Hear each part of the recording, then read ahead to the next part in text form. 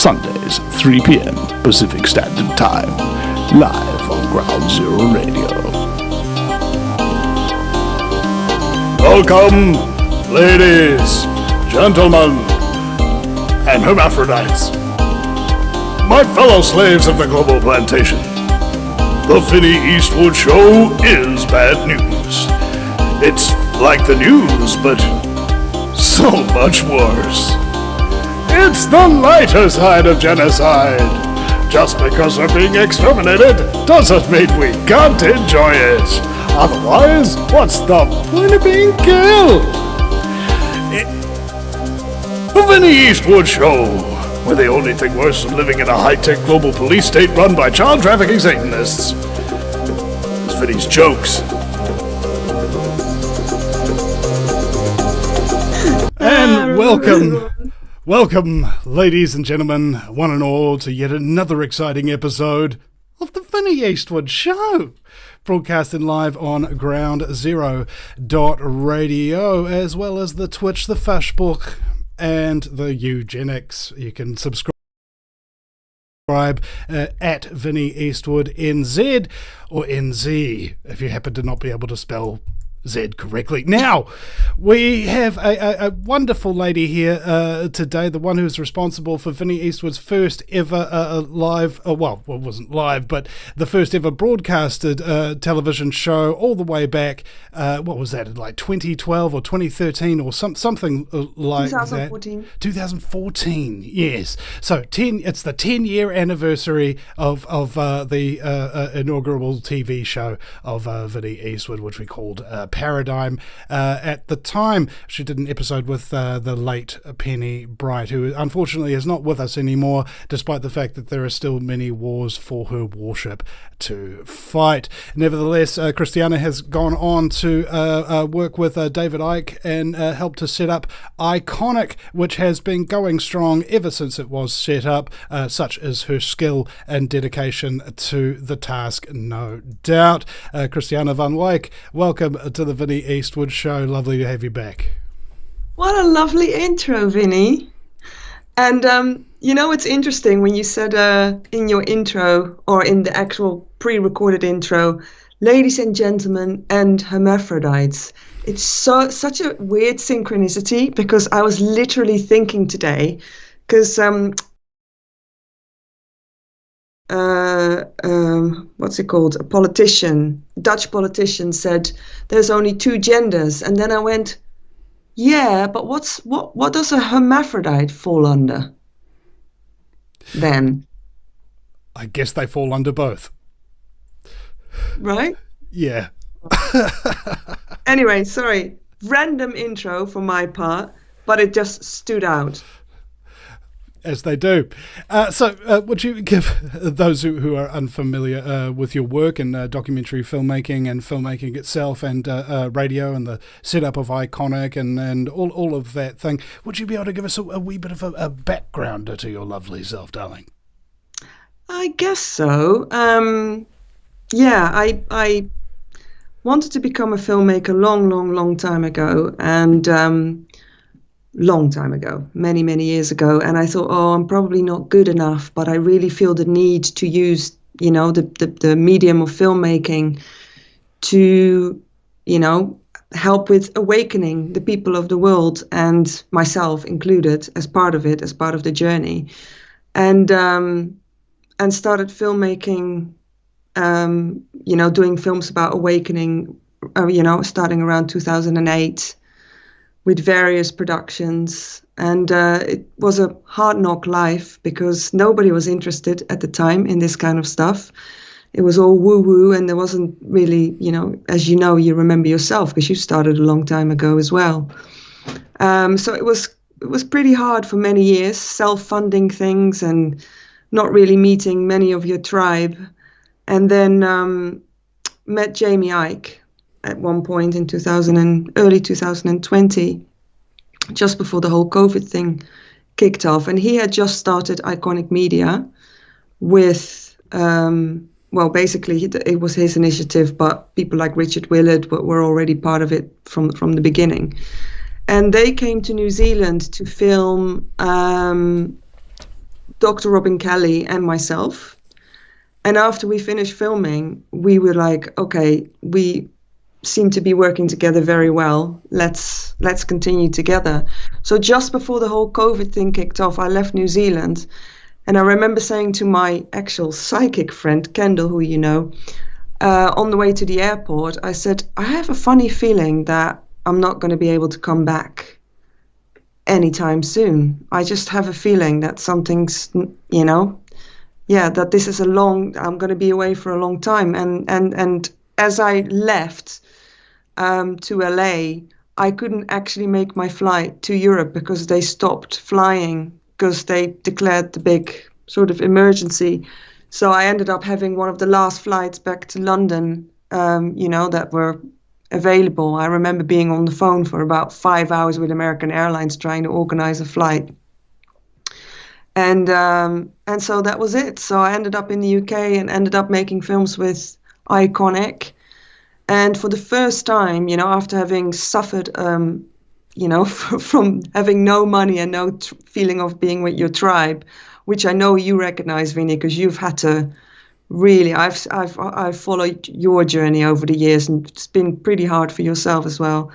But it's been amazing to just be with people that are on the same mission, and it's very clever what Jamie's done, to do a membership platform.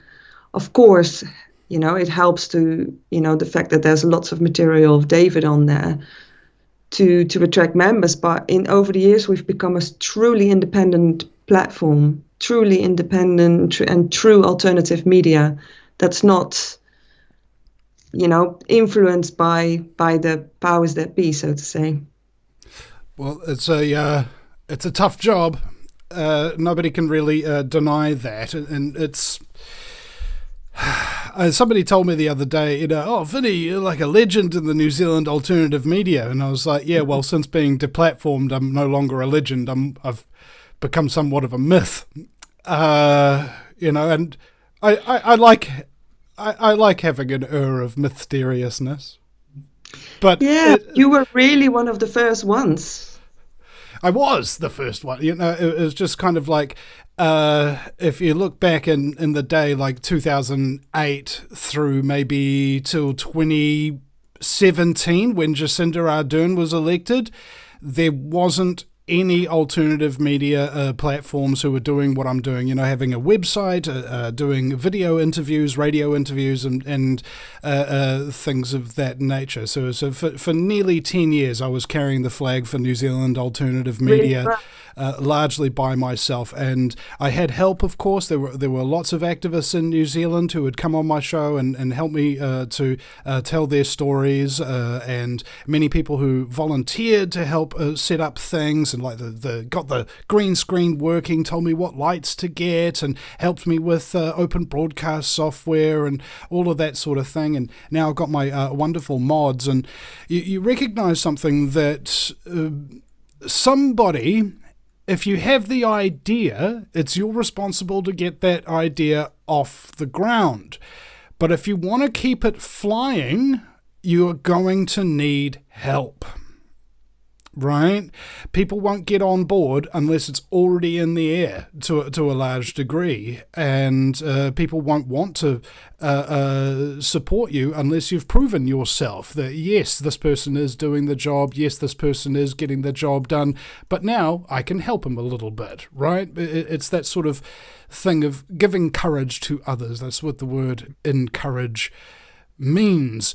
And did you have an inciting incident, right? In the hero's quest, there's always, like in Star Wars, for instance, Obi-Wan says to Luke Skywalker that he has to join the rebellion, and Luke goes no, and then he comes home and his uncle and aunt have been blown up and turned into skeletons, and then he decides to join the rebellion after suffering such loss and trauma in the face of the denial of his destiny.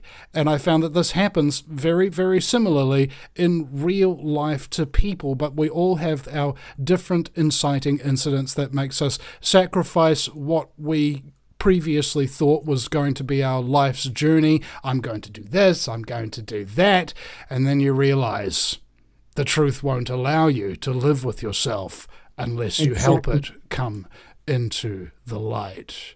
I was wondering what your story was in that regard. Yeah, it's such a good thing what you just said, because there is a driving force that just remains with you in your life, and you cannot deviate from that and just follow the normal conventional journey. Because every time I tried to live a more conventional journey of normal marriage and normal salary and everything's always taking me away from that and back on this track. And yes, you do hear, you're right, sometimes of, events that happen that really kick it off. But in my case, and probably that fits with my Chinese astrology, I'm an ox. So things are more about not huge events, but more like plodding along kind of thing. And so for me, it has been lots of little things that have happened. But there's always been this really strong feeling, ever since I was small, of I have no time to waste. I've got to get onto it. And it's such a strong feeling that every time I try to just fit in any way, it would always fail. For years, I thought I was a terrible loser, because whenever I undertook something, an initiative to create something, it would never work. And the only thing that would only work was like anything to do around awakening. That's the only path that seemed to open up. And it didn't open up in regards to financial rewards, because it wasn't like that at all. But it was just, it's the only thing that would spur me on to get on with it. But unfortunately, it wasn't a big, event on the earth, as in, boom, somebody was shot in front of me or something like that. But it was lots of little things in my case. And I do feel, and that might be a bit far out for some maybe, that for many years there were a lot of, I would say, it's like psychic attacks happening while I was doing this work. And, really quite extreme things like that. Like, for instance, when I was in New Zealand, I had very, very little, because before I was a resident, I wasn't allowed to work everywhere, and I was doing this work already. And I only had very basic things, like a basic laptop. That was my life, that laptop, because I edited everything on there. And, one day my whole van, I was living in a van as well. Everything was robbed. Everything was stolen that I had, including my phone. Everything was gone. Everything was gone. And then a week later, I was driving on the road in my van, and I was going over a one-way bridge, and it was my right of way. And I'm on this bridge, and suddenly this car from the other side comes charging at me, and I had a head-on collision with it. And I used to be a snowboarder, like a snowboard teacher as well. So I was used to, I knew how to fall and roll up into a ball. Had a few concussions back in my 20s, learned how to fall properly. So when I saw it come to me, I rolled up into a ball, and then the whole bottom part of the van was gone. And interestingly enough, the van was like a mess, but I was still strapped in. And the guy who drove the car got out, and he said, "Are you all right?" And I'm like, "Have you got a knife? You need to cut me loose," because it was all mangled up my seatbelt.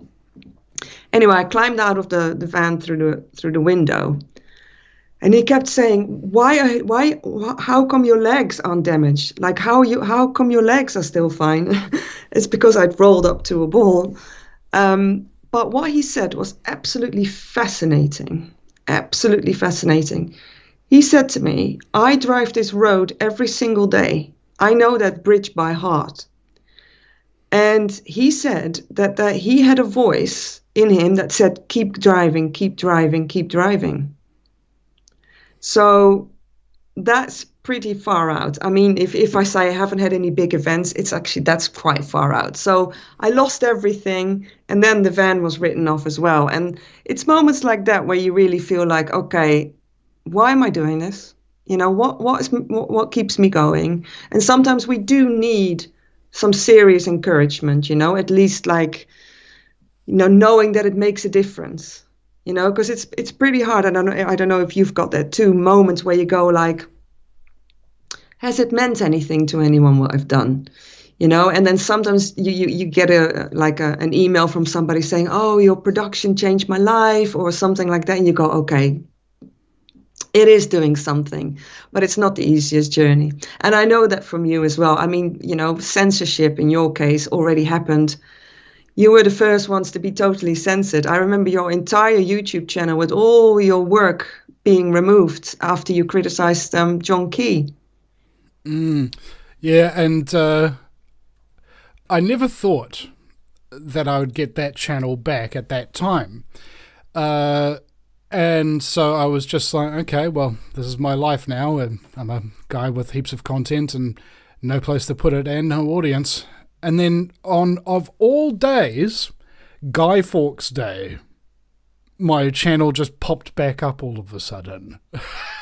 And so I was celebrating. I was out on the deck having a drink while all the fireworks were going off around me on Guy Fawkes Day, having my channel brought back. And it was just like, whoa, that's got to mean something.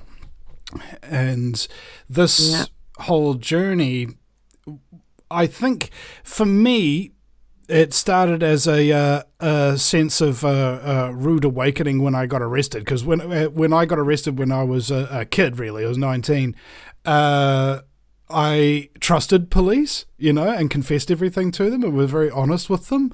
And then they made up evidence, even though they had my full confession, and then used it against me. So that was a bit of a rude awakening. That was where I got complex post-traumatic stress from. And then after my second rude awakening, which was going into employment, being fired because I wrote a 7-page essay about what was wrong with the company and how to improve it in multiple different departments. And my boss didn't like that and didn't pay attention to my recommendations and instead fired me. And ever since then, it's been very, very difficult to have the idea of working for the state, which I don't trust because they traumatize me, or working for private corporations, which I don't trust because they traumatize me. And both of them like betrayal. So what do you do when you can't work privately or publicly? You must work for the truth. Yes. Yeah, it's not a choice, it's a lack of options. Yeah, lack of options, but also, I mean, I don't know how that is for you. Like that there's something else there, because the whole thing is just, the whole foundation is based on deception, and so it's like your moral obligation to do something, and I don't know if you've got the same, but if you don't do it, it's almost like you can't live with yourself. Yeah, I talked to a couple of artists a little while ago about this phenomenon. If you're a creator and you have ideas in your head, there's an interesting dynamic. If you're not creating stuff and publishing it and finishing it and getting it out there, working on it and what have you, instead of doing that, your only other option is to become a little bit depressed. And if you are not working for a significant period of time on your creative projects, you will start to consume other people's creative content. And instead of enjoying it and being inspired by it, you will become resentful of it. And you will see in the chat rooms of almost anybody's channel, regardless of whether they're talking about movies or video games or the truth or makeup or whatever, there's all these comments in the comment section from people who embody that resentment. This person's doing something that I can do, but I'm not doing it because I can't be bothered, and so I feel resentful of them, and so I'm going to try and criticize them and bring them down.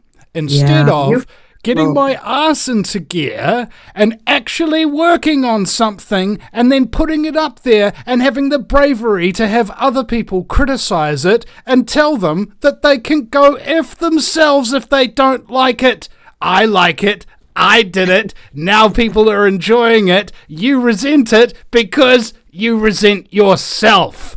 bye-bye, you are blocked, and I don't have to deal with your negativity anymore, you whinging, whining little maggoty biatch. Yeah.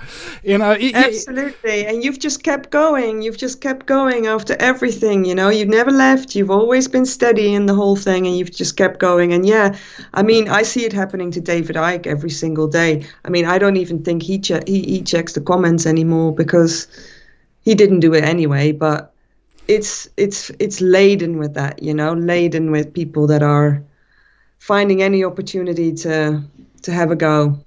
Yeah, well, I remember looking at an article from Psychology Today, and it identified that internet trolls are psychopaths, narcissists, and sadists. All right? People who don't care how you feel, people who want to hurt your feelings, and people who get off on your hurt feelings, right? And it identified this interesting Rubicon line, I think, but the difference between somebody who's giving you genuine criticism and somebody who's just trying to get a rise out of you because they've got a personality disorder that gives them a juice when they do it, and you reply. Specifically, it's the and you reply part that they want. They want your attention. Negative attention, if you start abusing them or whatever, that's still giving them attention, and they love it. Okay? And that's, I think, the main thing that people need to understand about broadcasting publicly and being open to criticism and comments is that these personality disorders are quite prevalent in the comment sections, and giving them attention, feeding the trolls, as it were, is not going to do you any good. It's only going to do them good. That's exactly right. And I think, you know, when you're talking about people that's, you know, are psychopaths or narcissists or anything, the way I see it is that a part of them has like an archontic energy interfering with them. And then I always have to think of what David writes and speaks about, the word louche, which he got from the Robert Monroe. You know, Robert Monroe spoke about that first, you know, that they like to absorb louche energy, the suffering of humans kind of thing. And so that works through people all the time. And yes, when you do reply and engage, that louche is released. So, I mean, I guess there's a silver lining to the whole thing, is that you really learn how to be okay with the fact that you're being criticized. And because I remember when I started off, and you know, when I did Mind the Matrix, the film in 2014, that you did a fantastic interview in, absolutely fantastic. You know, some of the comments on that film were just, oh man, like, she's a man. What is that all about, hey? She's actually a man. Okay. But I remember at the time being quite affected by it and thinking, oh, they don't like me, da-da-da. But the great thing is, it does set you free after a while, because it does become water off a duck's back fabulously. So thank God. I haven't found that feeling goes away. Like I've been quite sensitive my entire life. You know, I was thinking this morning about my friends, fast friends in the past, and you know, I don't have any friends from before being a truther that are still my friends today, right? Wow. You go in different directions, and you find all new people to be your friends, people who get you and understand you and things like that, people who aren't trapped in that matrixy type mindset. And it's painful, right? It's like being uprooted. The whole concept of moving house, nobody likes to move house because there's so much stuff and it's so much work. And even when you do get to your new house, there's so much work and so much stuff to unpack. And losing your friends because you've dedicated your life to truth is one of the natural consequences. And the people who used to be close to you, used to be your friends and things of that nature, even your family, become at best loose acquaintances. I've heard that a lot, and of course many people can now empathize with that, having gone through the whole COVID time, where many families have been split up as a result of it. You know, you've got one black sheep that gets it and then gets ostracized by the whole family. So you hear that all the time nowadays. Mm-hmm. Why is it that people are attempting, I think, largely to make themselves suffer as a result of their choices? Now, let me define what I mean by that. If you are going from a point A, which is you are working professionally and you're making clear amounts of money and you're very popular and you get invited to parties and things of that nature and you've got a nice place to live and a good car and a great credit card rating and things of that nature, to you don't have a job, you don't have a good car, you don't have a great place to live, you don't get invited to parties, people shun you and ostracize you, you begin to wonder what the point is in fighting for the truth. And I had this thing that I do on my show a number of times that sort of explains to the two approaches in life and the rewards and the unintended consequences of the choices. So somebody comes up to you and says, Vinny, I want you to sell lies. And you're like, lies? What do I get if I sell lies? And he goes, mate, you're going to be rich. You're going to have heaps of friends that are all famous. All those people you see on the TV and hear on the radio, they're going to be your mates, Vinny. You're going to go to their parties. You're going to do drugs with them. You're going to have a right hot time. You're going to have a mean house, a hot missus, and you'll be able to shag other chicks on the side. You'll be able to do any drugs you want, whenever you want. You're going to be great, mate. Really? That's what I get if I sell lies?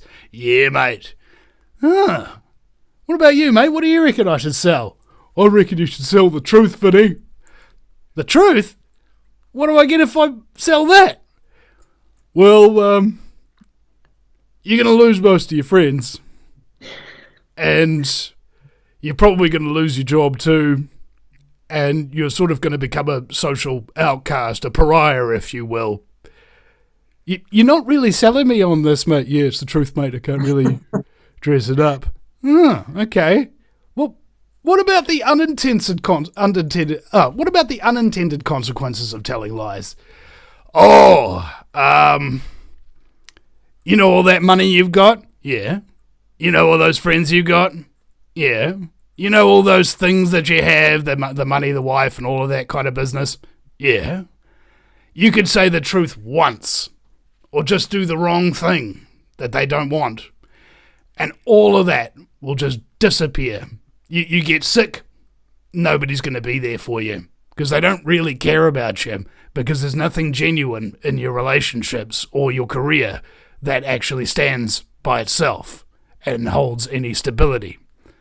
That's the unintended consequence of telling lies? Yeah, mate. Well, what are the unintended consequences of telling the truth then? Oh, you know how you lose your friends, right? Yeah.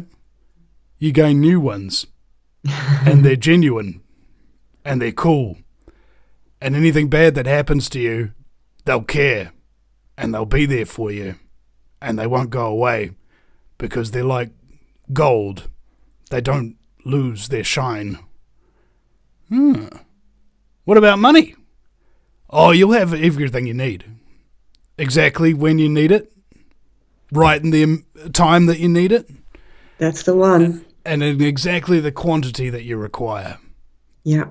At all times, throughout every day, you are going to have precisely what you need to continue telling the truth. And it won't go away as long as you're committed. So that's the unintended consequence of telling the truth, eh? Yeah. Interesting. What shall we do? Why do people make their lives harder by serving lies and dishonesty? Because it tells them that life is going to be easier if you do it, but ultimately it's not. It's a fabrication. It's like a snake eating its own tail. And you were talking about people who criticize you and what have you. Mark Passio does this thing. He gives anybody who gives him any criticism on his show, watch out, because he will Google your name and find that you've done absolutely nothing worthy of recognition that will turn up in a search result. You're criticizing me, huh? Have a look what happens when you Google my name, and look at the reams of things that come up and all the accolades and all the work that I've done. You are nothing, boy. You are nothing, little girl. I'm working for the truth, and I'm making stuff, and I'm actually doing it just because it's the right thing to do. That's why my opinion matters. That's why yours doesn't. Yep, and it's so flippin' interesting what you say about you'll have what you need, and that has been throughout my entire life. I look at people now, I'm 51 now, and I look at people around me and they've built up all these things, I've accumulated possessions and they own their own homes and everything. And I still have nothing. And I'm earning a salary with Ickeonic, which is like amazing since the last 5 years. Wow, fantastic, super happy. But I still haven't accumulated anything or any possession or whatever. But I've always had this thing that whatever I need has always been there. And during my ayahuasca that I did in 2010, I was basically reminded that when I came in this realm, that was sort of like an agreement that I would never be without what I need, and I wouldn't suffer serious physical suffering. Those were sort of two things. And I've always known when things were really hard, like when I lost everything, I knew I'll have what I need. And I did. I've never been hungry or never been without a bed to sleep in or, never been cold. So I do feel a strong gratitude for the fact that there is that sort of invisible support in a way. Yeah, that kind of background of intent, right? If somebody's got the intent to do something because they want to make money. Like I remember I had a co-host, and I think we were maybe 6 months into the opening of the Vinny Eastwood show, and he quit because we weren't making any money at it. And I thought about it like he wanted to make money like Alex Jones was making money selling advertising and doing all that thing, but wasn't willing to actually put in the work in order to make that happen. He'd just show up at showtime, or maybe generally. And he had his own website that he was, quote unquote, working on that never got finished and never actually went live. And part-time truthers. Sorry, say again? Part-time truthers, because it's a lifestyle. It's a lifestyle. Can you explain that a little bit for people? Yeah, it's not something you switch on and off. It's not like, I'm going to be a truther now for an hour. No, what you're saying in that hour has been brewing and percolating well before you go live with something. It's your whole life is about pondering on the whole thing, the whole thing of awakening and what's stopping the awakening. And when you look into what's stopping the awakening, it needs prolific research to really get to the root of that. So it becomes a lifestyle. It's not something that you can just switch on for the show. It won't work like that. Yeah, I think doing the show for me is a little bit of a weird one, because I have this, well, you might call it confidence or mental illness perhaps, that I think that I'm very good at what I do. And sometimes I just need to remind myself of that. And I did a mushroom trip some time ago, and it helped me to realize, and I think this goes for everybody, look at what you've been through. Look at what has been done to you. Look at what people have done to you. All the bad things that you've experienced. And you did not stop doing the right thing. You didn't lose your sense of humor. You didn't lose your moral compass. That is no small achievement, guys. And sometimes you just need to remind yourself who you really are, what you've been through, what you've done, what you've accomplished, what you've done for people. Because sometimes we all have that moment of self-doubt. For some people, it's a lot longer than a moment. And it will fester inside your heart. And sometimes you just need to give yourself a little bit of credit. Yeah. And it's funny when you do like a little mushroom thing, because some people think, oh, druggy thing, but it's a medicinal journey, like what I did with ayahuasca in 2010. But mushrooms can have that effect as well.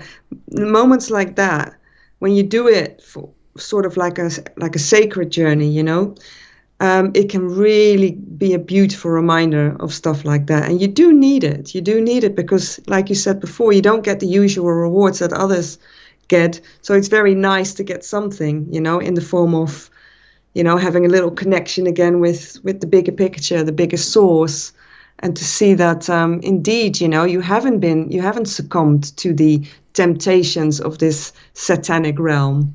You know, in a way, we all have to some degree, you know, when we eat food, you know, anything we do on this earth has a form of damage to something else, you know. And when I talk to David about that, he always says, yeah, but that's impossible to help, because when you incarnate here, you go into like a, you know, how does he call it? A killing field, you know, it's a killing field. So coming here already, you know, you cannot avoid being in a way part of that, you know. Like I said, even when you eat, a plant has died, or you know, an animal has died, or whatever. You are constantly in a way also part of this system.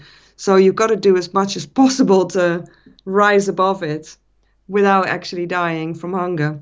It seems very similar to how what was it? The James Cameron's Avatar looks at it as all energy is only borrowed, and someday you have to give it back. Which reminds me of something Schwarzenegger said actually after he became highly successful. He says that one of the most important things once you've become successful is to give back. And I've given out PA speakers and megaphones and cell phone gimbals and things like that to new people starting up in the truth movement who are doing some good work, and just give them a bit of equipment so that they can do their job just that little bit better, that little bit more enhanced. And I think that obligation, the whole concept of mentorship, is actually very important. And I see there's my consciousness in the New Zealand truth media. It was very, very different, I feel, to all the other alternative media that showed up since 2017, Johnny Come Latelys. The difference primarily being is that I didn't just start up by myself and just start doing it.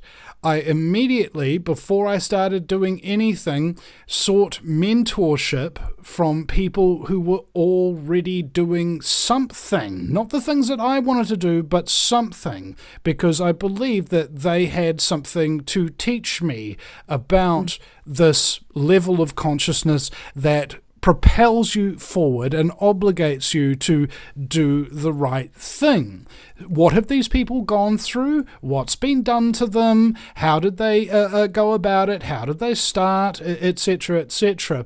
And that's what the show, in terms of its interviews, have largely encompassed. They are the short-form biographies of many of the people who are very successful in the truth movement, because this show, instead of going to university and listening to lectures and things of that nature about subjects that I'm not particularly interested in, I was always interested in people.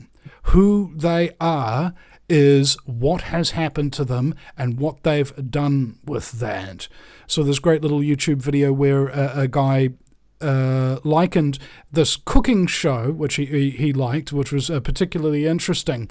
Instead of being given the same sets of ingredients and things of that nature, and making a meal and competing who's got the best meal out of all the same ingredients, they gave people all different ingredients, and they would be weird ingredients as well, like a pig's trotter or something. Okay, what are you going to make out of this? And it's like, that's what life is, man. What do you do with these different, weird little ingredients that have been given to you? Great analogy. Great analogy. And yes, it is that, what was being given to you, and then indeed what you make of it. And I think courage is a great, thing to have in all of this, because a lot of the time, when you dare to do it, there's a great inner reward for that, I find. What do you feel is the most encouraging thing that's actually happened to you along this journey, that's helped to propel you forward when at times you might have questioned whether or not you can keep doing this?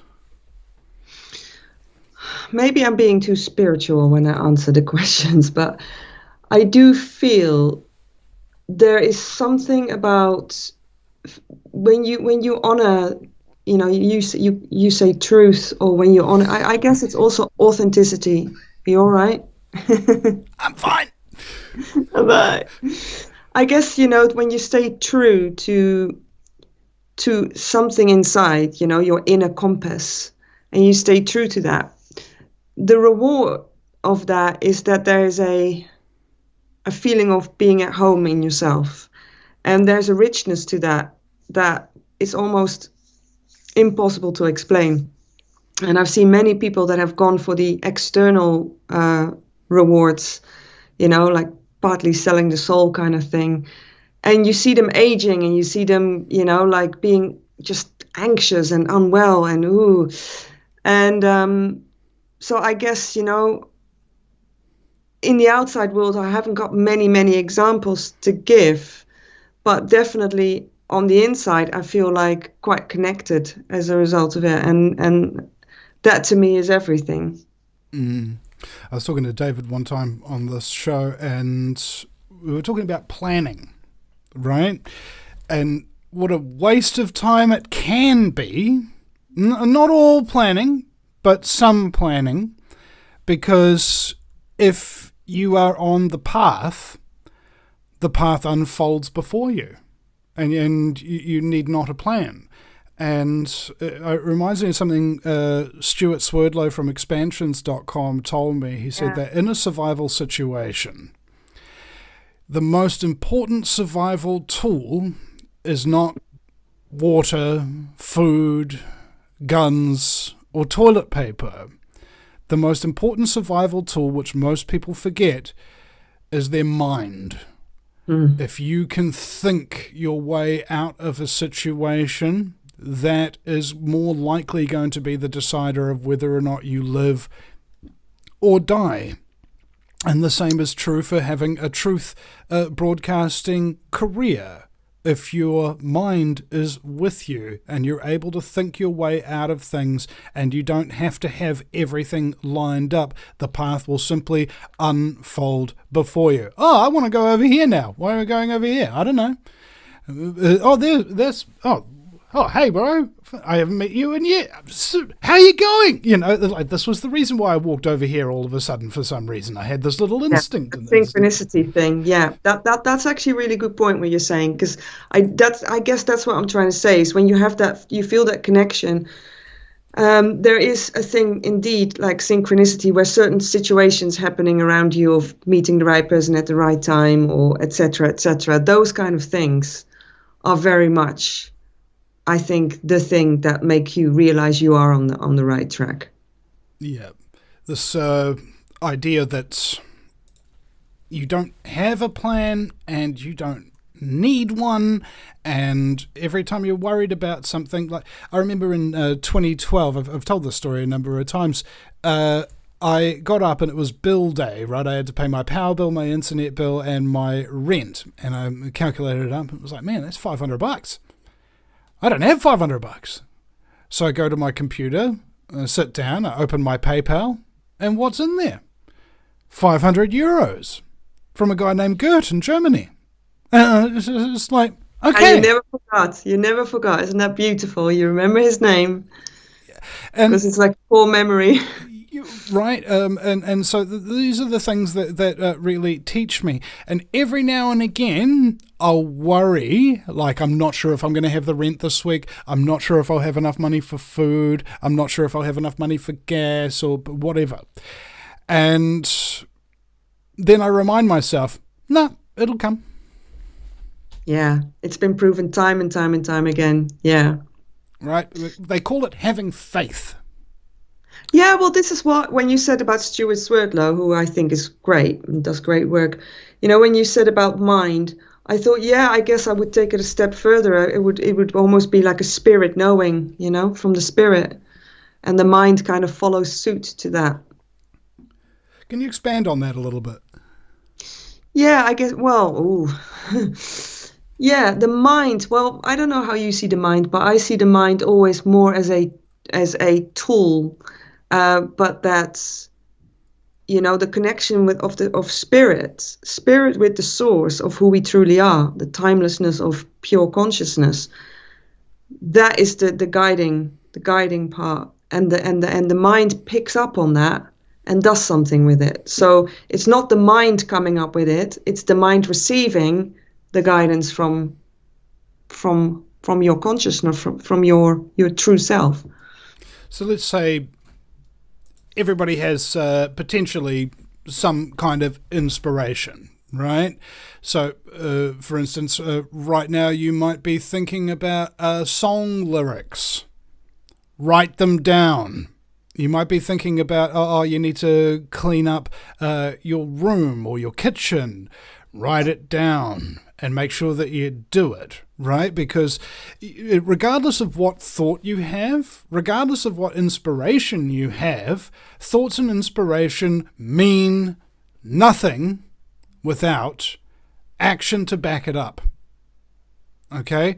It's something has been bugging me about it quite considerably, is that if it's 3 o'clock in the morning and I'm in bed trying to get to sleep, but I can't get to sleep because there's a song lyric in my head or a guest that I want to interview or something, I get up out of bed and record that because I know in the morning I'm going to forget it, right? And if I forget it and don't put it into action, there's going to be a missed opportunity, a missed calculation, or something of that nature, right? You've got to be on the ball potentially 24 hours a day. And things will just come at you from any million bunches of directions, and you have to sit there, get that inspiration, and then process it and actuate it,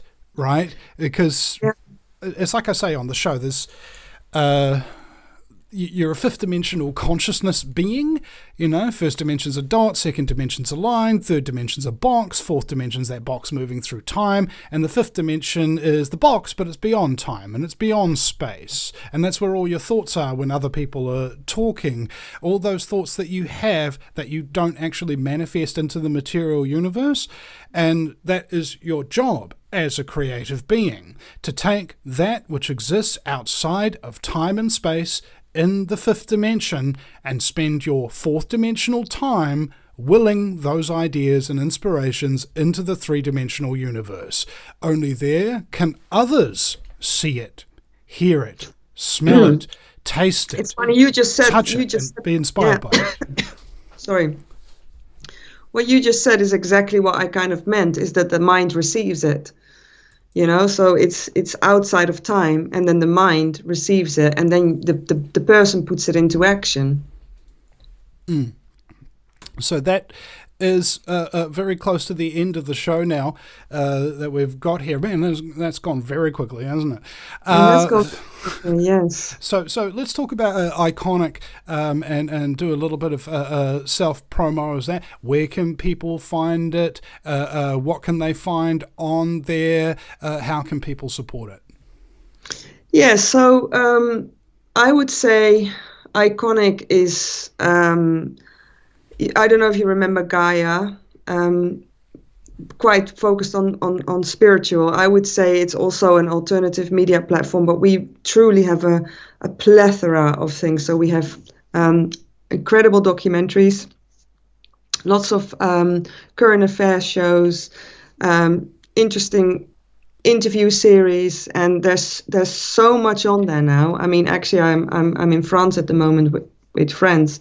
And they were scrolling through it tonight, and they were just like, there's so much on there. There's so much. You couldn't watch it if you tried, there's just so much.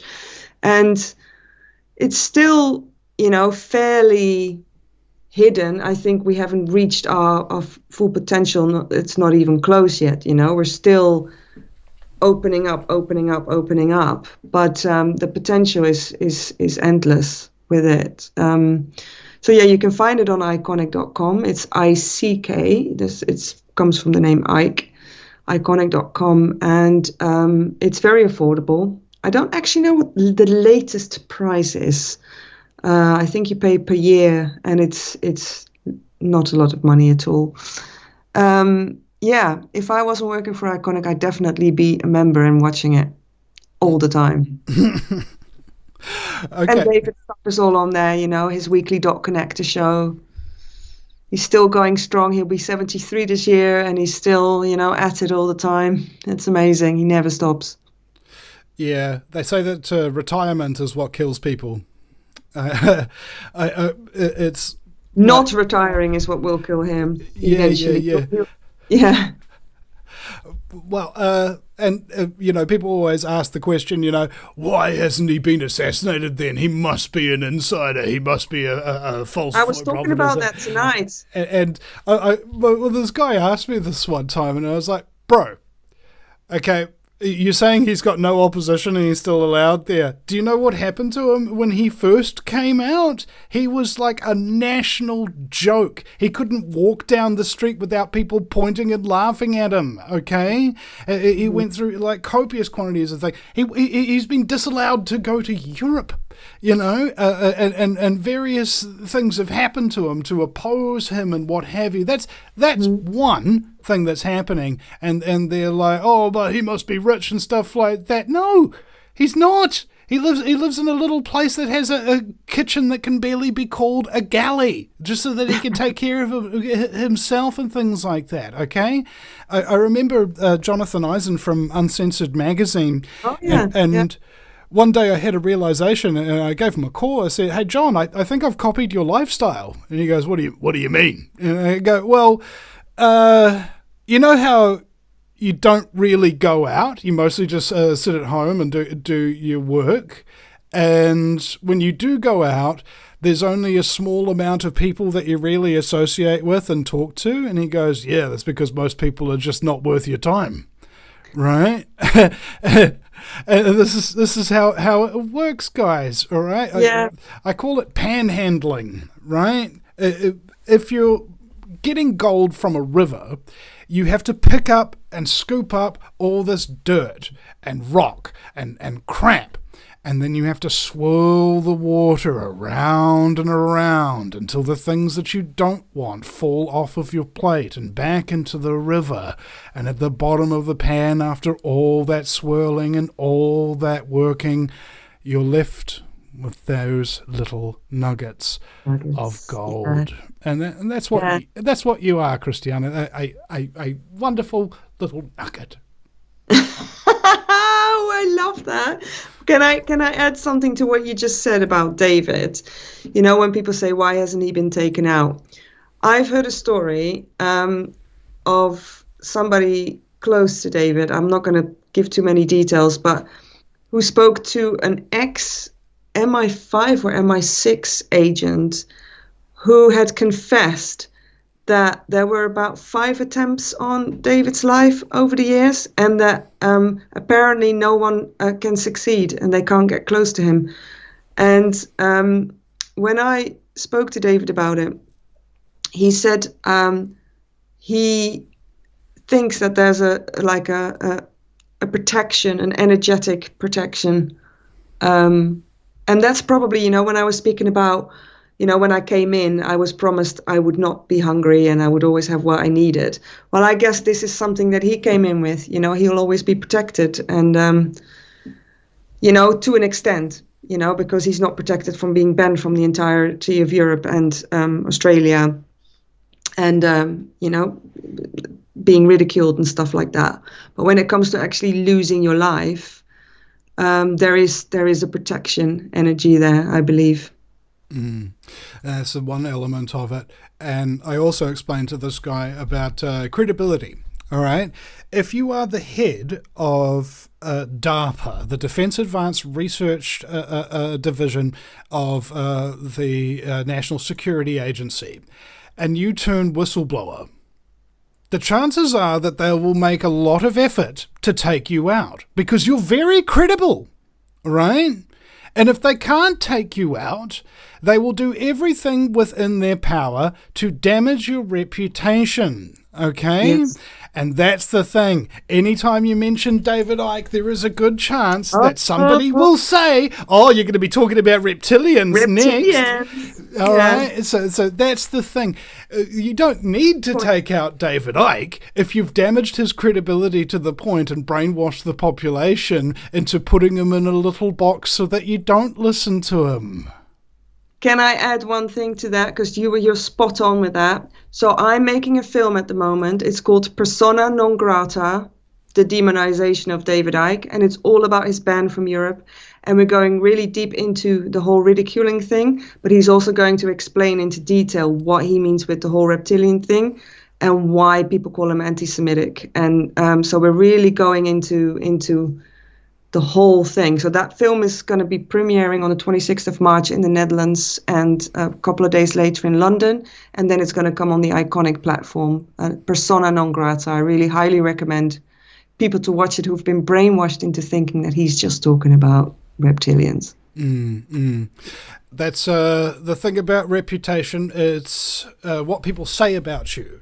Character is who you really are. And David's a hell of a character. You could say that, all right. Yeah.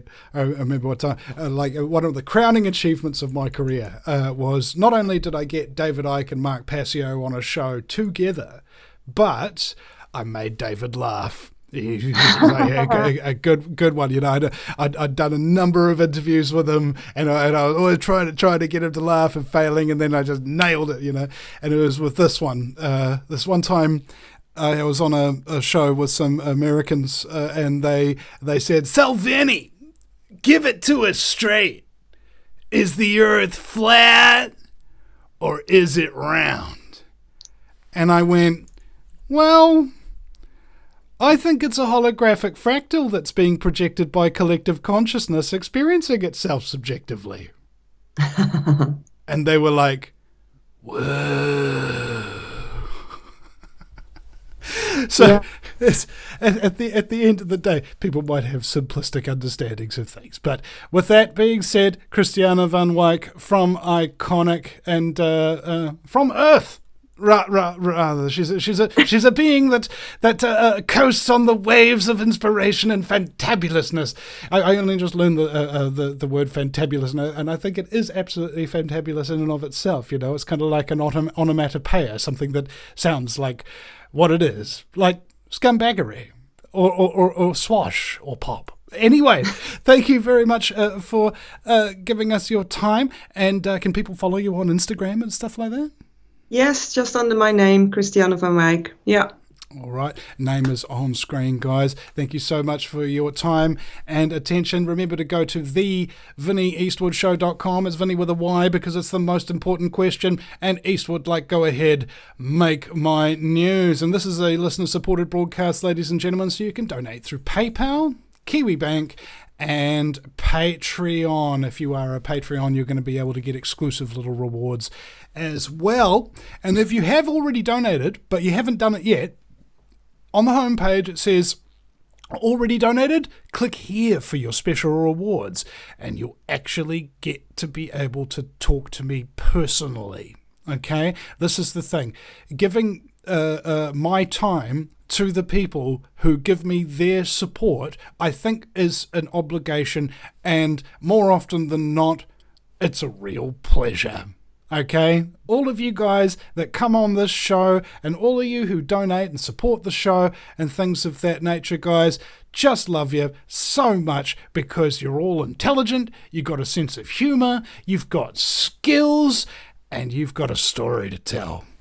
So guys, thank you very much for your time, and we will see you next time on the Vinny Eastwood Show.com. Gentlemen, I've brought you here to discuss the Eastwood problem. It may be necessary to penetrate the Vinny Eastwood Show. The Vinny Eastwood Show. Yeah, that's what I said. Well, I've been working on a new Vinny scene. I think that might be the kind of penetration we need. The Vinny Eastwood Show.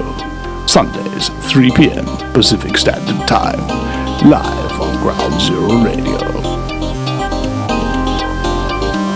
Welcome, ladies, gentlemen, and hermaphrodites. My fellow slaves of the global plantation. The Vinny Eastwood Show is bad news. It's like the news, but so much worse. It's the lighter side of genocide. Just because we're being exterminated doesn't mean we can't enjoy it. Otherwise, what's the point of being killed?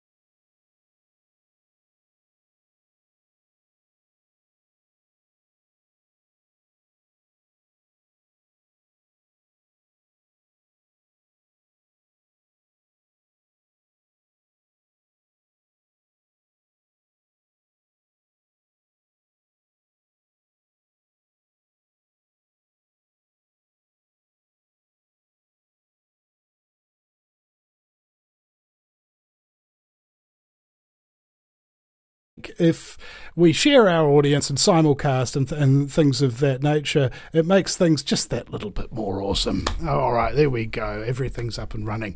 So, Barry, somebody said to me the other day, Vinny, you're a legend in the New Zealand alternative media. But since deplatforming, the legendary status has become sort of mythic.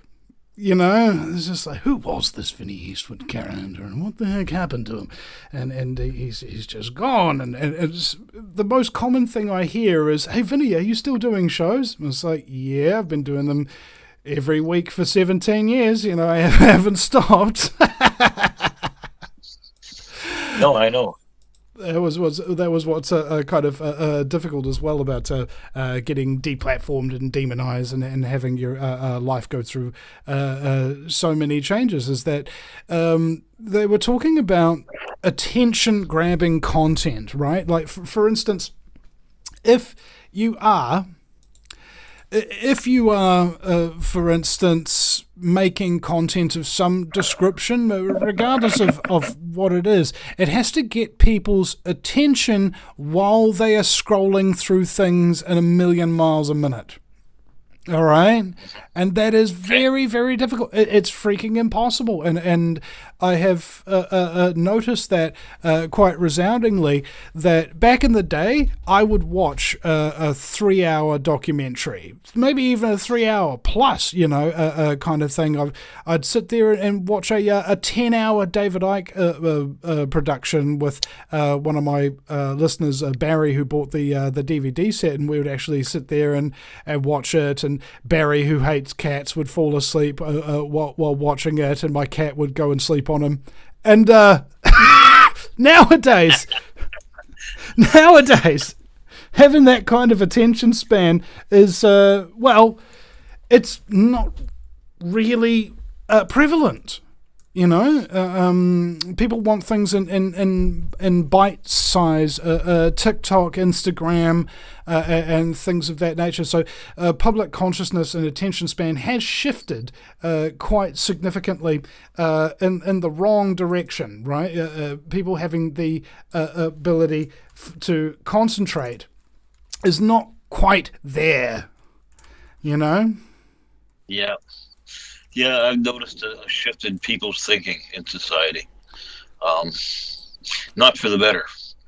Not for the better. Well, it's not like really a shift in thinking. It's more like the erasure of it. Like, for instance, the lack of it. If somebody had to explain to you the dynamics of putting together I don't know, even some Lego. And notice this with my daughter. I was playing Lego with her, and we were trying to follow the instructions. But if you follow one instruction after the other, it was actually just too much for her, right? And I think maybe that's very similar, is that the populace in general have become very much like children in that degree, not being able to concentrate or do their real work properly in some measure.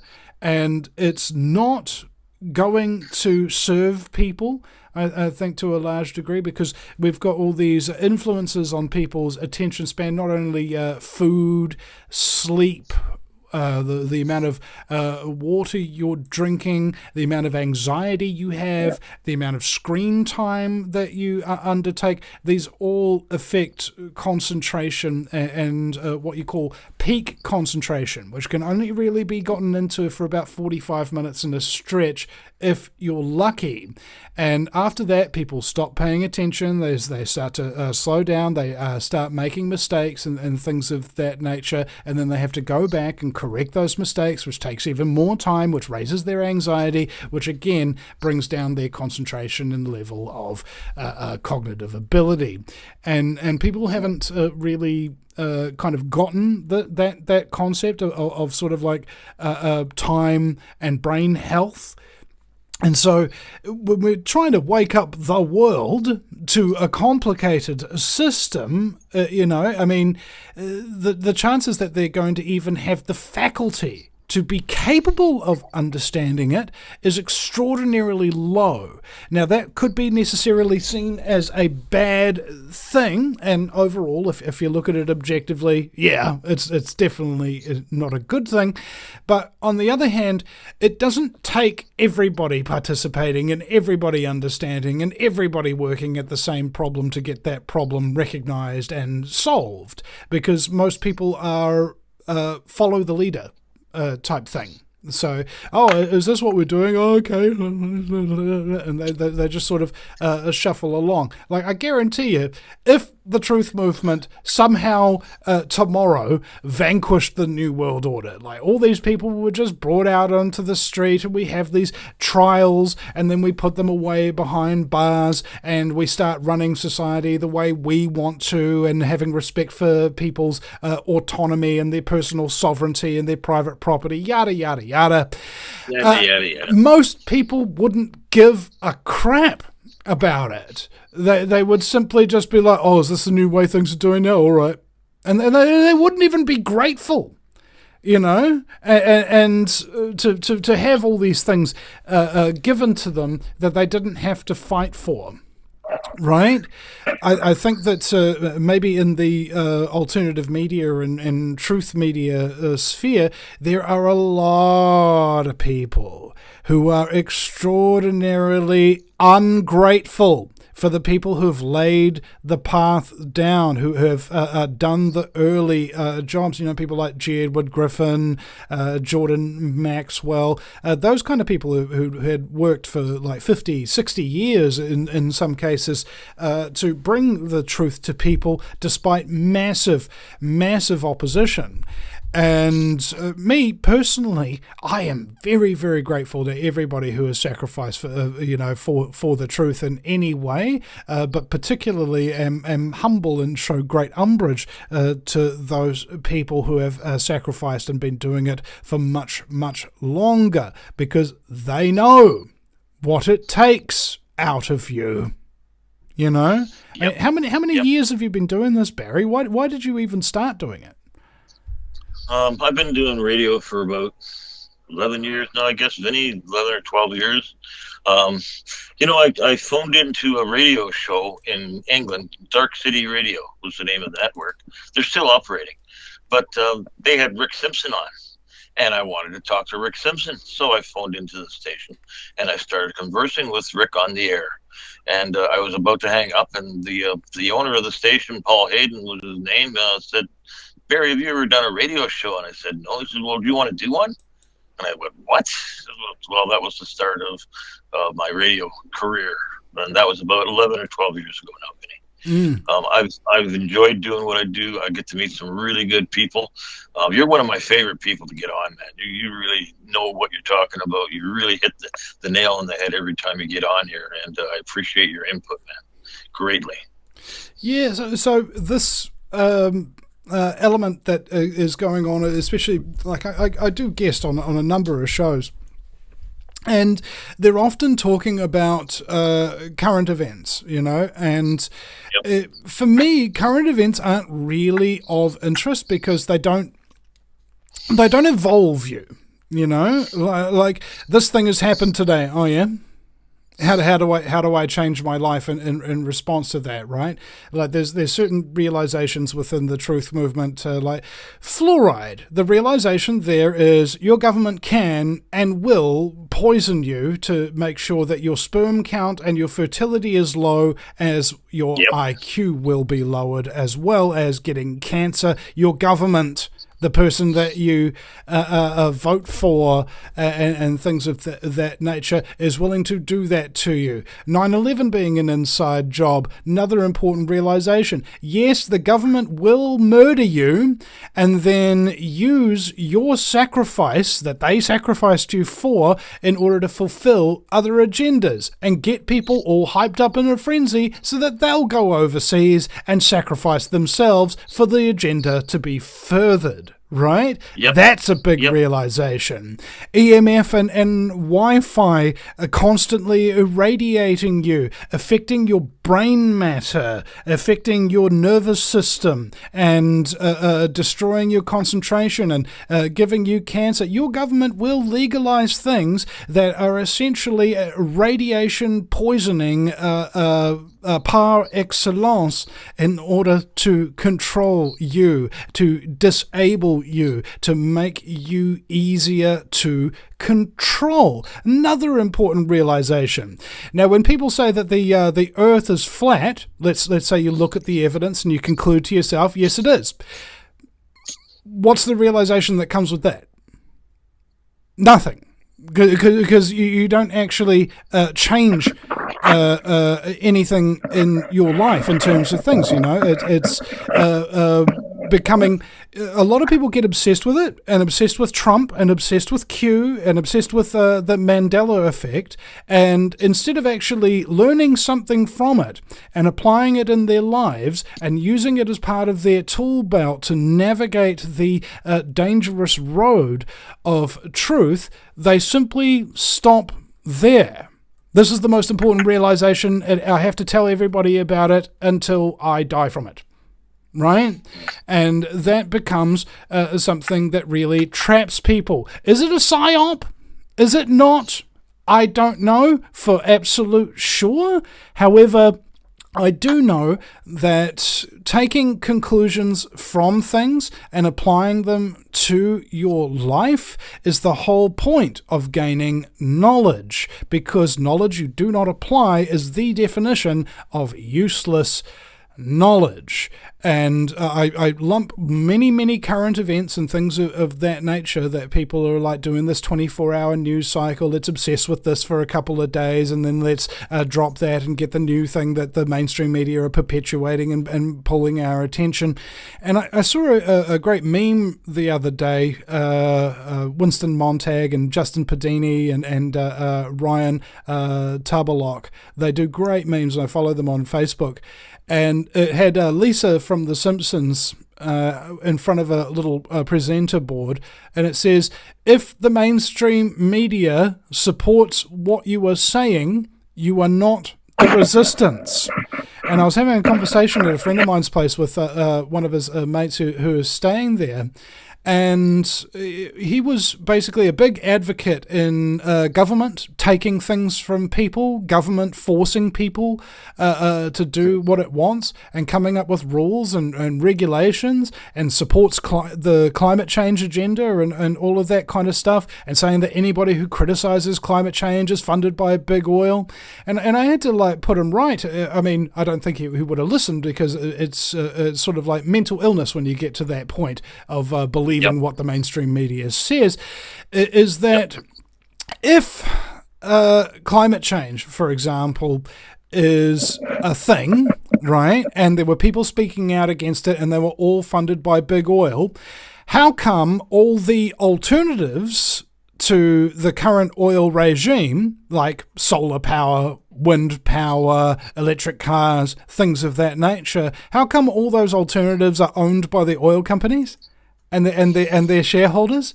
How come all the people that criticize climate change and come out against it and deny the official narrative lose their jobs, lose their funding, and so on and so forth? Wouldn't big oil just suddenly come in and start doing that? No, because it's a scam that they've created to get people to believe, as the Club of Rome and the Committee of 300, I think it was one of those, who said that we need to make humanity itself the enemy, pollution the enemy, and we are the cause of it.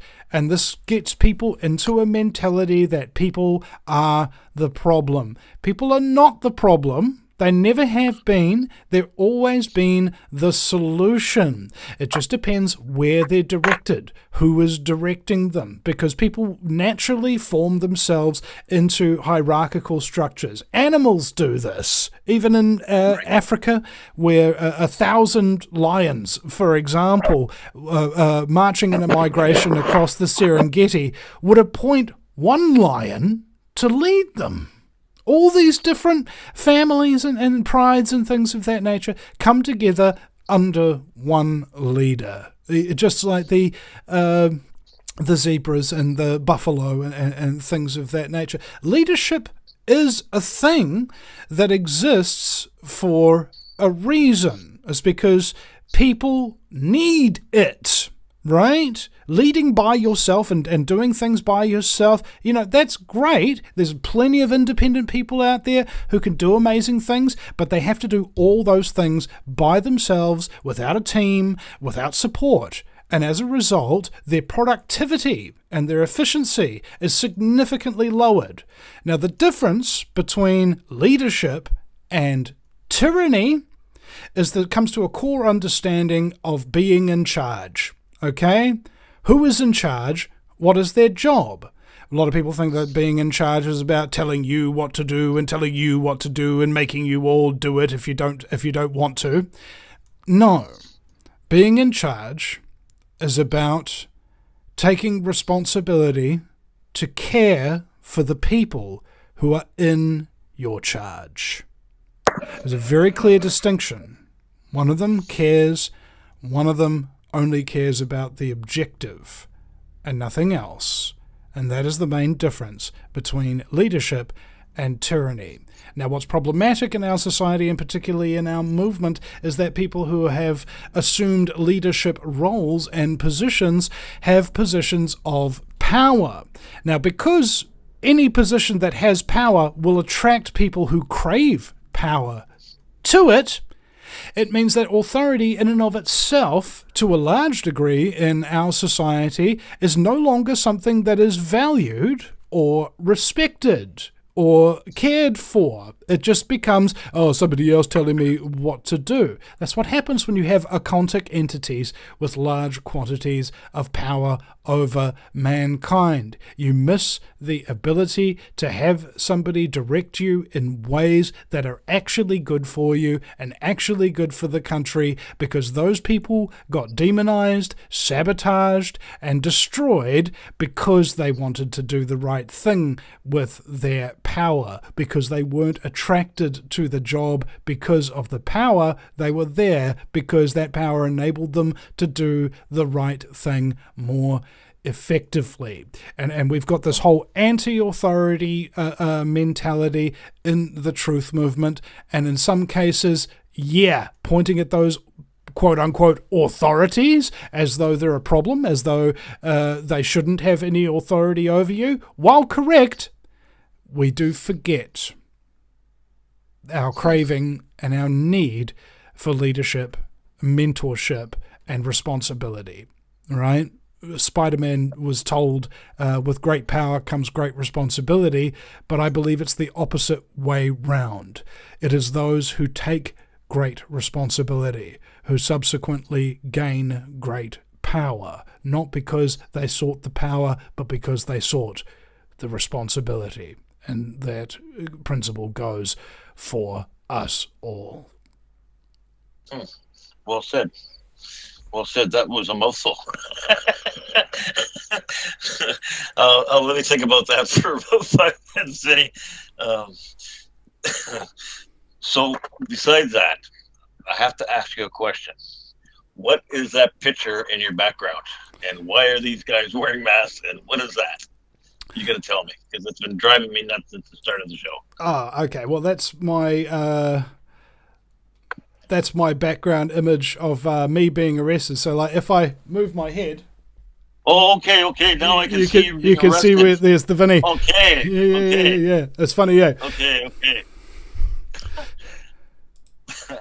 And when were you arrested? That was a couple of years ago when they actually arrested you, wasn't it? August 18th, 2021. 2021. At 1 p.m. And now are you finished with all your court proceedings? Are you done going to court over this bullshit that you were going to court for? Mate, I will just express what has happened and the feeling of it now just in a sound. Okay. You know, that's it, man. Like, it's over, it's done, and it's just like I was actually thinking about it this. I was thinking about it this morning. Now that you mention it, I'm no longer going to jail. Thank God. I'm just a regular free range slave at the moment, and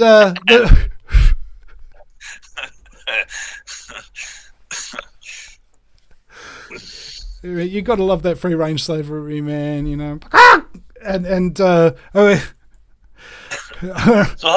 how long did they put you in jail for, Vinny? How long were you actually in jail for? Actually in jail was when they first arrested us was 28 hours in solitary confinement, and we did 28 months of court. And they did want to send us for 4 months for myself in prison for standing within 2 meters of another person, and 5 months for Billy 2K, who was arrested just before me. Right. So, yeah, we won our appeal on the other hand, and we got discharged with conviction, which is incidentally how Billy and my children got here. But anyway, we went through quite a significant loss during that time. So it was an interesting period whereby Billy TK came on the scene, and unlike every single other alternative media entity in this country, basically, he was the only one who actually asked for my help and asked for my mentorship into what he was getting into and what he was doing, So I helped him set up his live stream stuff. Every now and again he'll give me a call and he's like, "Oh, Vinny, this isn't working," or whatever, and I'll fix it and show him how and that kind of thing. And he had a great consistency with the amount he's broadcasting, but he was the only person who did that. Everybody else just goes, "Oh, Vinny, he's been doing this 17 years. What the hell does he know? I'll just do it all by myself and through trial and error." That was a bit of a bummer. And of course, after we got arrested, one of our bail conditions was being banned from the internet, as in we couldn't broadcast. And right about the time that we got arrested, that is when all the other now known alternative media, Chantal Baker, Voices for Freedom, Counterspin Media, and Damien Dement and a couple of other people respectively suddenly popped into existence while Billy and I were out of the picture. And then when we came back into the picture, nobody noticed. And we've been struggling to find our audience and get them back ever since. The market got saturated. Like in the 6 weeks that I was banned from the internet, for example, Chantal Baker got more of a following on Facebook in 6 weeks than I did in my 10, 15 years of activism at that point. It was unbelievable how much she really hosed in, and that just shows the level of dedication that she did. She did a lot of work in order to gain that audience that quickly, and all of them did. They did so much work. They helped so many people, and most of them are actually still going today. And they didn't ask for my help, and they didn't need it. They just did it by themselves, and that's why I've kind of took like a little bit of a double take, and I was just like, does New Zealand even need me anymore? And then I actually started getting messages from people saying that they were going to kill themselves until they listened to my show, and they realized that something was actually worse than their life. That, of course, being Vinny's jokes. But if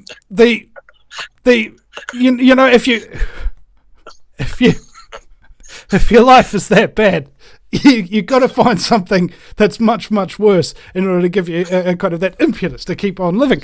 And so that was fun, a good recognition and acknowledgement for that, and I'm so grateful to the handful of listeners that I have. Like I know almost all my listeners' names. I recognize them when they come into the chat room. Got in the chat room right now. We've got WCB 99. He's almost always the first. We've got Tanya Bauer, who's like a total stalwart. We've got Kiwi Radio NZ, who built my website, and Nagushka, who's a regular.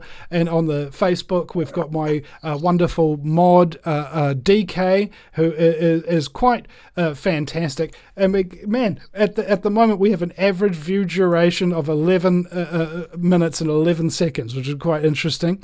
And of course, Amos has given us a $7 super chat. Andrea Adams is in the chat. She's been helping me out for years and years. She's been listening to the show, and all of these people that are recognizable to me, who have supported me for so long. Luna Longshadow, that kind of thing. It's rare to get new people who become as dedicated to the show as the audience base that I have. They're really cool people, and I've spoken to a lot of them privately, and they're fun, they're funny, they've got interesting stories to tell, they've got skills, they work really hard at doing their truthing and doing their own little businesses and things of that nature. It's just sort of like, I don't have a quantity of an audience. What I have is a quality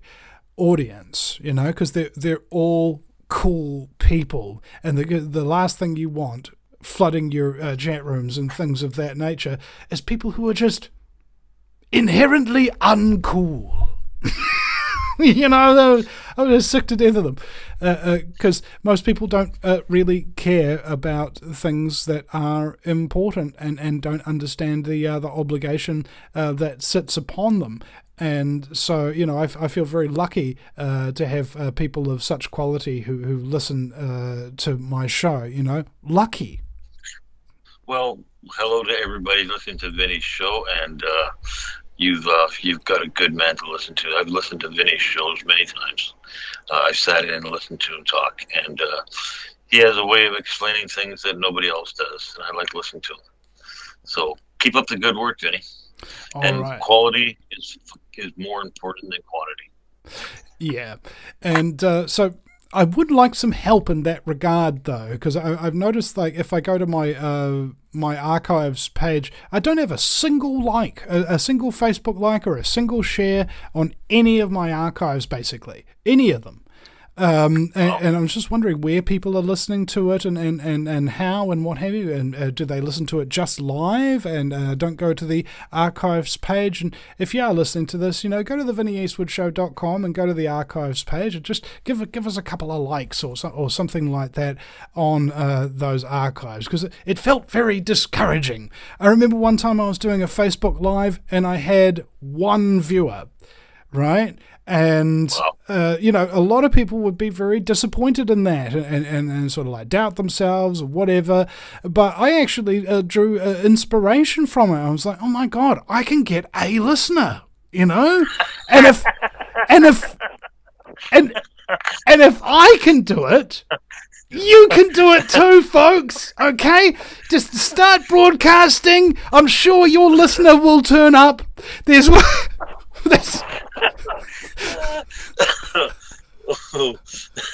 You made the big times, Vinny. You made the big times, buddy.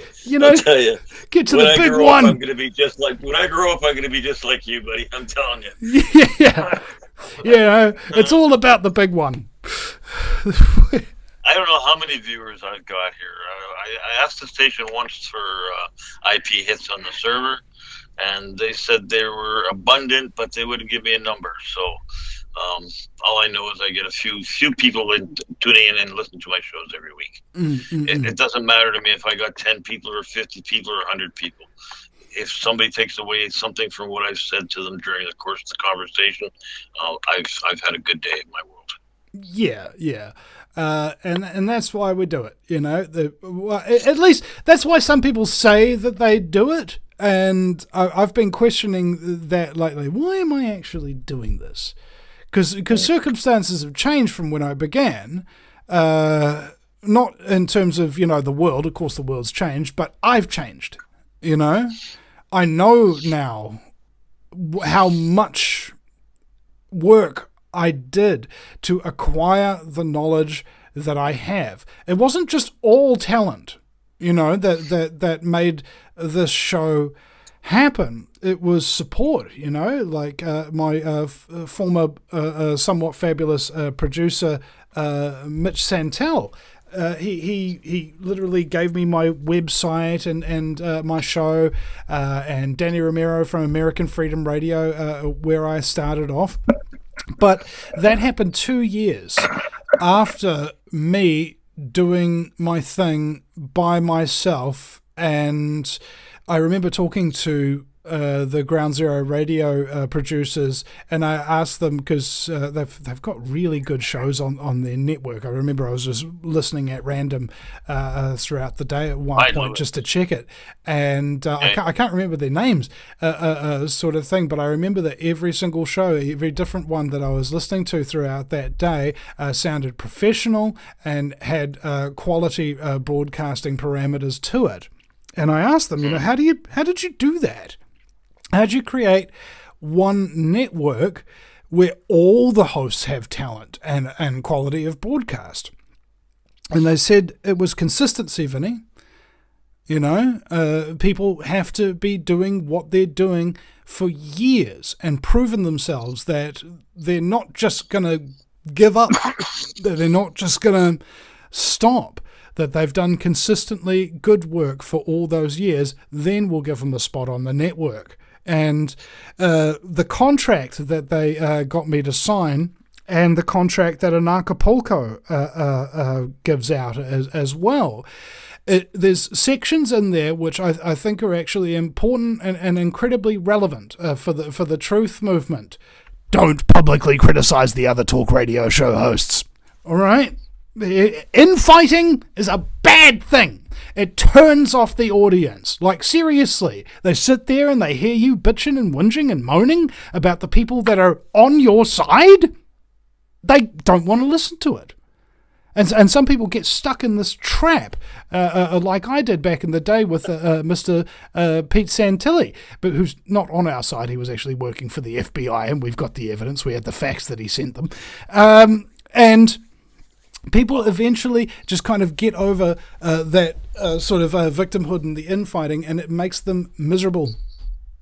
All right, seriously, it makes people miserable having to listen to other people's bitching and moaning about the other people in the truth movement. It's like I think Steve Hughes, who I'm going to be getting on my show in a couple of weeks' time. He's the best comedian in the world.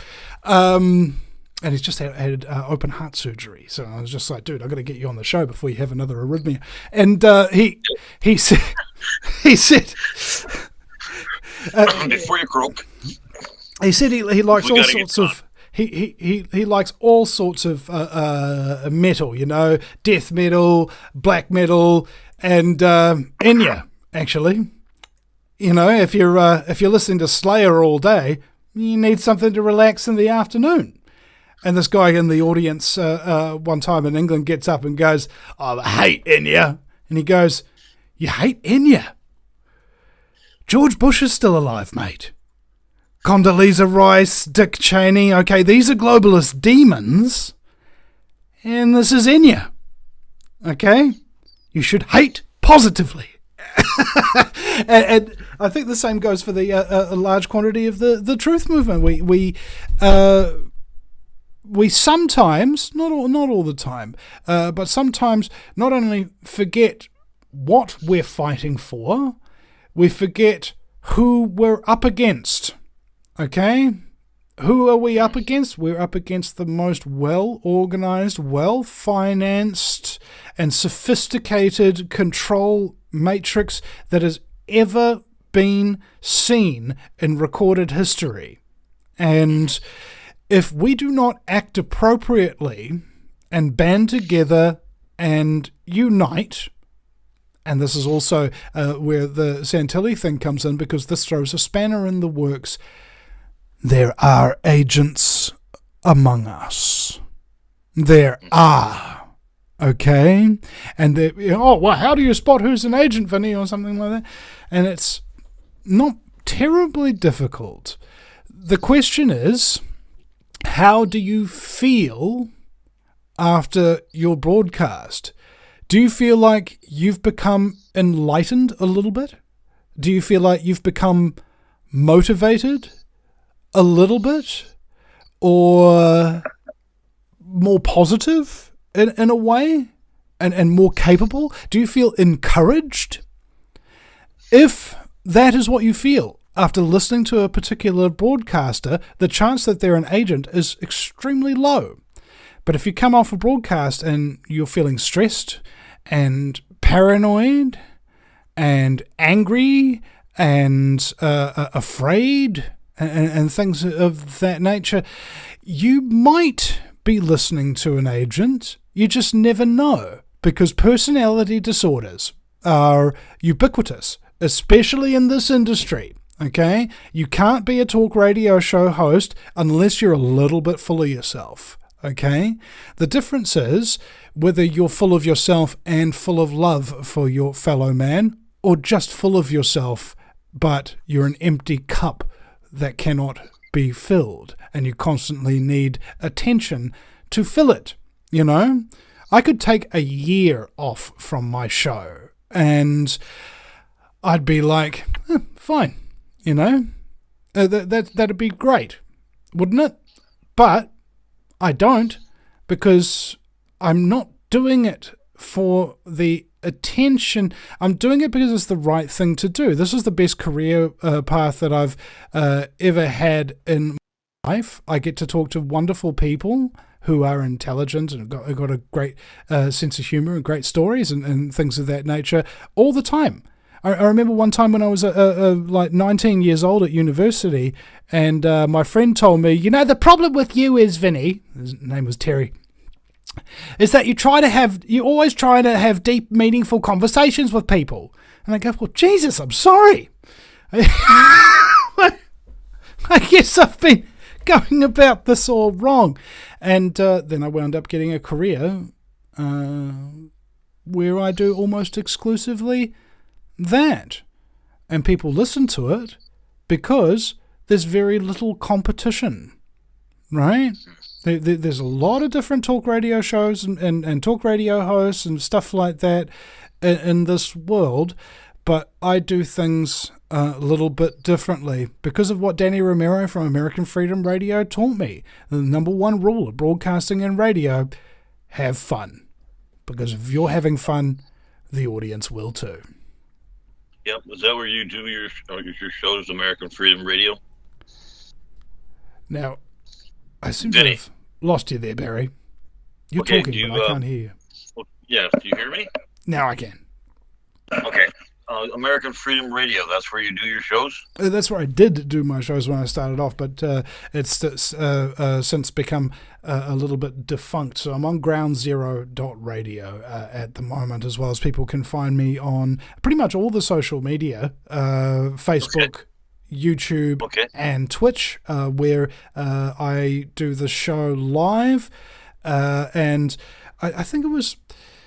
something about that. Yes, I need people to subscribe, all right, and give it a like and share it a little bit, because it is incredibly difficult after the deplatforming and everything that happened to me, as well as some poor choices that I made because I was so traumatized and made some bad decisions in my personal life, and I hope people don't judge me too terribly for that. I feel really bad about it. I'm trying to make up for it.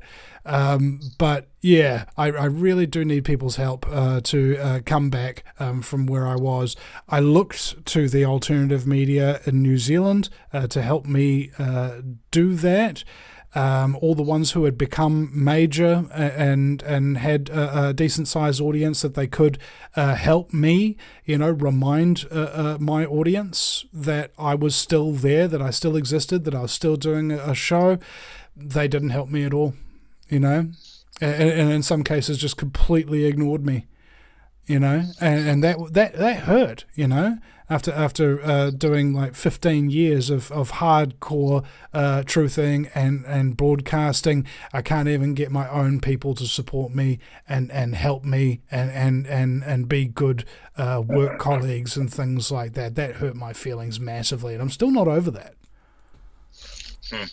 I was looking at my archives, and it was 5 years ago was the first time I've had you on the radio, Vinny. So it's been 5 years that we've been conversing. And I've had you on approximately twice a year, so we'll have to keep it up.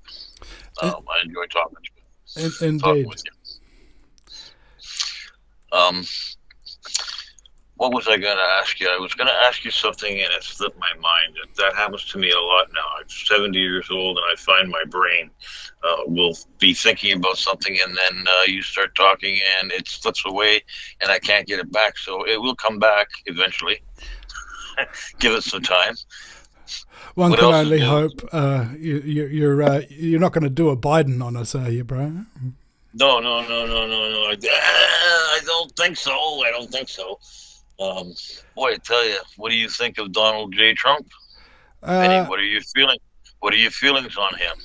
Well, honestly, I like what I hear, but unfortunately, because it's what I want to hear, I'm incredibly suspicious of it coming from any kind of authority figure that is supported by the New World Order. What do you mean, Vinny? He's not supported by the New World Order? Really? Have you ever heard of that congressman in the United States who never gets in the media and is frequently top in polls and yet doesn't get reported on? And so Congressman Ron Paul, rather. Okay, that guy, when he was campaigning, he appeared like number one in a poll, and the media reported only the second, third, and fourth candidates and what their ranking was in the poll. Okay, all right. So if you are a real, genuine person and a massive threat to the New World Order, the coverage that you get is nil. Whereas Trump, everybody's talking about him all the time on both sides of the fence, so that it's on everybody's mind. It's in front of everybody, and I'm like, that makes me immediately suspicious that something's going on. And then you take his first term, for example, where there was, I believe, a hand-picked, unelected cabinet that he had. And I paid zero attention to the Trump election, okay, because I'd lost a taste for following American elections after Obama won, and he said, we're going to end the illegal wiretapping in the United States. We're going to end the illegal no end in sight wars, so on and so forth, and then drops more bombs in his first term than George Bush did in his entire presidency. Right? That was the last time that I ever listened or paid attention to an American presidential race, because what they tell you is what you want to hear. And then what they do is the same old thing. So when Trump got elected, after he announced his cabinet, then I did some work on it. And so I was like, okay, what did Alex Jones tell us, a big promoter of Trump, by the way, really runs the United States? He says it was think tanks and clubs that all the members of the president's cabinet belong to. These are things like the Trilateral Commission, the Bilderberg Group, and Freemasons, and so on and so forth. So what I did is I did this thing called journalism. Okay, which apparently the vast effing majority of the truth movement is capable of doing, but they just don't do it. All right, okay, very simple thing. You put down a person's name, okay, like his defense minister or whatever. Just put down their name, and then you put down next to their name Trilateral Commission, and you do a search. Then you do a second search. You put in their name, and then you put in Club of Rome. Or you put in their name, and then you put in Council on Foreign Relations, or the Council of National Policy, or Freemasons, or something like that. And for every single member of his cabinet, bar maybe one or two, it was an incredibly easy Google search to get a hit from. Okay? Yep. That means that every single member of his cabinet, when he was first elected back in the day, was part of the New World Order frontmen and dark occultists that have been running America since the time of JFK's passing. Okay? Yep. And people want to tell me that he's going to save me, that Q's got it all right, and they've shown me proofs. I am not an idiot. Because I know that if you've got virtually an entire cabinet full of Ashkenazi Jews with dual citizenship, I know that if I was American, I wouldn't trust them to have America's best interests at heart. But that's only because I'm not an idiot. And I do a minimal bit of research. That research that I did on just the main cabinet members, it took me an hour. And for some reason, virtually the entire truth movement, who were lock, stock, and barrel Trump supporters, Don't know what Google is. Don't know what the Council on Foreign Relations is. Don't know what the Trilateral Commission is. Don't know what world government is. Don't know what Israeli frickin' intelligence operatives look like. And they just hose in because it was popular. Okay? If you become a Trump supporter and you start promoting him left, right, and centre, a whole bunch of these people will come and support your cause. Okay? You'll have a huge amount of media attention because the mainstream media is all talking about Trump. So naturally, if you're into the alternative media, you want to be able to have your own alternative media coverage of Trump as well. And it's a he said, she said, this, that, and the other, back and forth kind of crap going on. And it just got to the point where I was incredibly disappointed in the vast majority of the truth movement's lack of journalistic integrity, their lack of even basic journalistic skills, which means that they are either agents or they're idiots. And neither is a good thing. And so that's Trump's first term, on the other hand. Now, people are like, oh, but he's got a second term now, Vinny. You know, you've got to give him another chance. This is like, I gave him a chance the first time, okay? And just be like, remains to be seen. And then he passed 118 executive orders in his first month or 2 months in office or something like that. I bet that all these Trump supporters haven't read any of those executive orders, okay? And don't know what's in them. Because the reason why it pissed me off so is because when Obama and George W. Bush first got into power, what did they do in their first 3 months?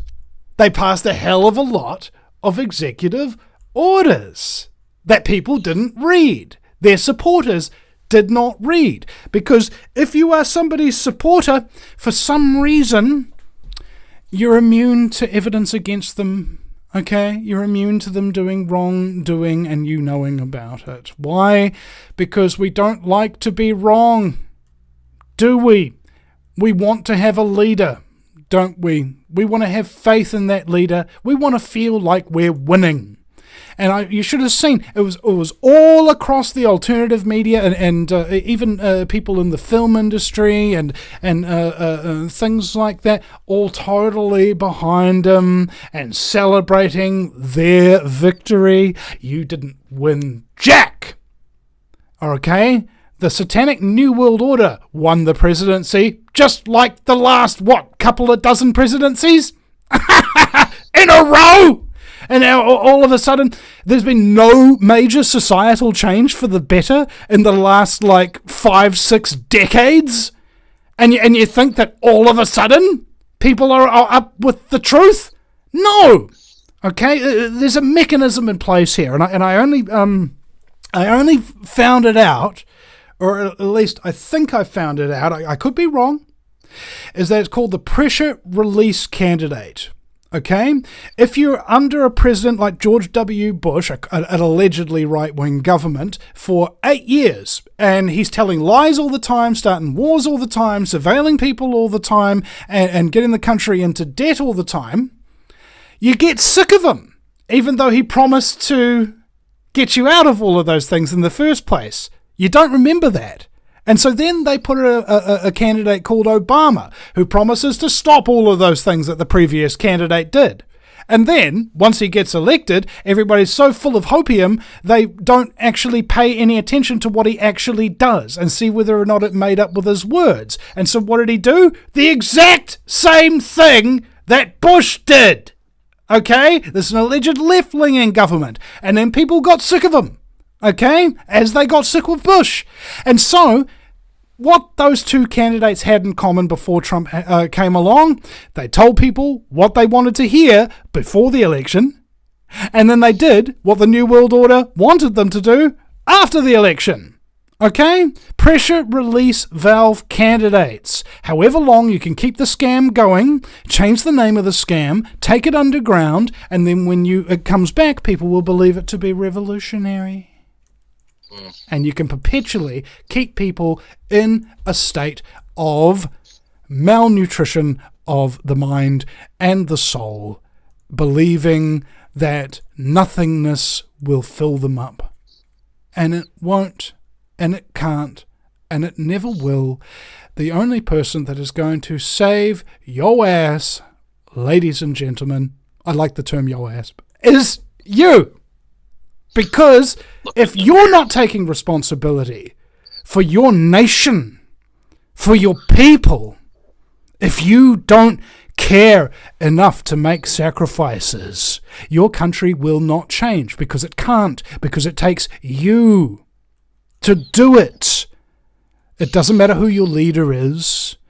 It doesn't matter what institutions you belong to or what groups and clubs. If you yourself, and conversely everybody else and everything, aren't focused on what you yourself are doing and making an effort to make the country better, nothing will change by the election of a president or the new head of a department or a new representative or a new alternative media outlet.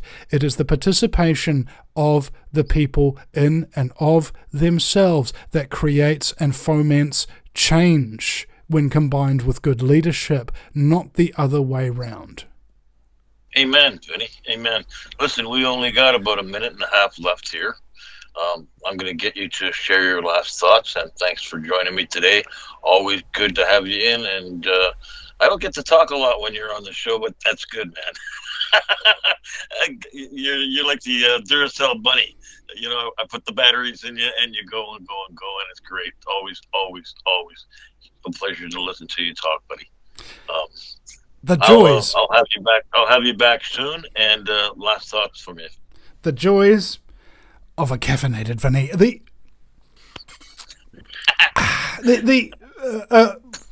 important thing about being on talk radio is, of course, just to have fun and be yourself, guys. And again, I just want to give a shout out to my audience. Apparently, one of my mods, Amos, is in town. He's also just resubscribed to me on Tier 1 on Twitch. Thank you, Amos. So again, I just want to just say to everybody, no matter what you've done to support the show, no matter how few shows that you have listened to of mine, I get people saying, "Oh, sorry, I haven't listened to your show for a while, Vinny." I go, "Really? Is that because you've been doing your own thing and you've been making the world a better place instead of wasting your time listening to my show to get that inspiration that you needed at the time?" It's like, well, yeah, okay, thank you. Stop listening to my show. Seriously, guys, if you are doing your thing and you are making the world a better place, stop giving other things and other people your attention, because no matter how inspiring or awesome they are, like the VinnyEastwoodShow.com, it is a waste of your potential. I want you to reach your potential and don't look at anybody else as doing more than you. You can only do what you can do. See you guys. Vinny, time's up. Vinny, time's up, buddy. I'm going to let you go. That's the show for the week, folks. Be back next week. Same time. All right, guys, that is the Vinny Eastwood Show double feature for the day. We had Christianne Van Wijk in the first hour, and then, of course, I was a guest on The Big Puzzle with Barry Prince on Revolution Radio in the second hour. So, again, I'd like to thank all of you so very much for supporting me, for listening to the show. And however, if you're listening to the show in lieu of doing something you should be doing, naughty. Okay, guys. DK saying, "Love you, Vinny. Don't stop being you." Is it possible to stop being oneself? I guess it is. We get corrupted, don't we? You know, certain things happen to you, and you lose your encouragement. You know, you lose your courage. You self-doubt starts coming in. You stop being yourself. You start doing something else, you know. And I've got like we've got Sir Nanos Green is saying, "Yeah, nah, I've always got time for you, bro." Oh, cheers, man. I mean, what function Does the Vinny Eastwood Show actually perform here? You know? Are you becoming enlightened? Are you becoming motivated? Are you being encouraged? Have you I don't know, have you gained something from it? You know? Because at the time, a lot of people, they die before they accomplish their dreams. And I don't want to do that. And I don't want anybody who spends any time with me or spends any time listening to my show to do that. And that's why sometimes I'm cognizant of the fact that back in the day when I was listening to huge quantities of talk radio and watching lots and lots of YouTube videos and things of that nature to do with the truth, that eventually broke the camel's back, and I was able to stop watching other people's content and start creating my own. And that's what I really want people to take away from this show. If you've ever listened to an episode, I know that Amos started his show because of me, and V on the Republic Broadcasting Network started his show because of me. I know a number of people who are very close and supportive of the show who have told me privately that they would have killed themselves if it wasn't for the show, you know? So I hope that I have contributed something important to your life that makes your life richer. I don't know why I do the show anymore. I'll just tell you that now. I don't know why I'm doing the show anymore. And then every single time I have that thought, one of you, unsolicited, tells me something very encouraging, and I continue to do the show, right? It was like I was saying in the interview with Christianne Van Wijk, everything you need will be there for you right at the time you need it and the exact amount you need, and you guys are here, and you are precisely what I needed, and I am so grateful for you. I'm so grateful for all the support that you have given me, for those people who have been supporting me over the years. What are you doing? Are you gluttons for punishment? It's like it's something I've always wanted to see happen, and I do see it happen all the time. Is people getting inspired by somebody who's created something that has enriched their lives, made their lives better, and caused them to become even more productive people. So that's it. You know, the New Zealand Māori have a saying, you know, what is most important in life? It is people, it is people, it is people. Never mind the fact that at the time Māori took slaves, and you could get slaves to do stuff for you because, you know, people were quite an important resource, as well as a food source, you know, the cannibals kind of thing. I think it was like James Cook, who came to New Zealand for the British, came aboard. I think it was a longboat with 14 men on board. They were all eaten before sundown. Right? And so I think that something adjacent to that, you know, people are important, but not as slaves and not as food, but as a source of independent inspiration. All right? If I've inspired you, wonderful. That is now your task. That is now your inspiration to do with what you will, guys. Seriously. I've had a lot of people credit me with things that they have done. That credit does not belong to me, guys. It belongs to you, the one who's doing it, the one who's putting in the work. Give yourself a little pat on the back and say good on you, because you did the work, and that credit belongs to you. And if other people don't give you that credit, give yourself a little bit of credit. You're awesome. And I'm very, very grateful for each and every one of you for sticking in there and coming down to the end of the show. And DK is saying, Vinny knows I'll never stop. I mean, if you've ever tried to get DK to stop drinking, that's about as likely as him stopping broadcasting. All right, like it's just not going to happen. Oh, I love you, DK. And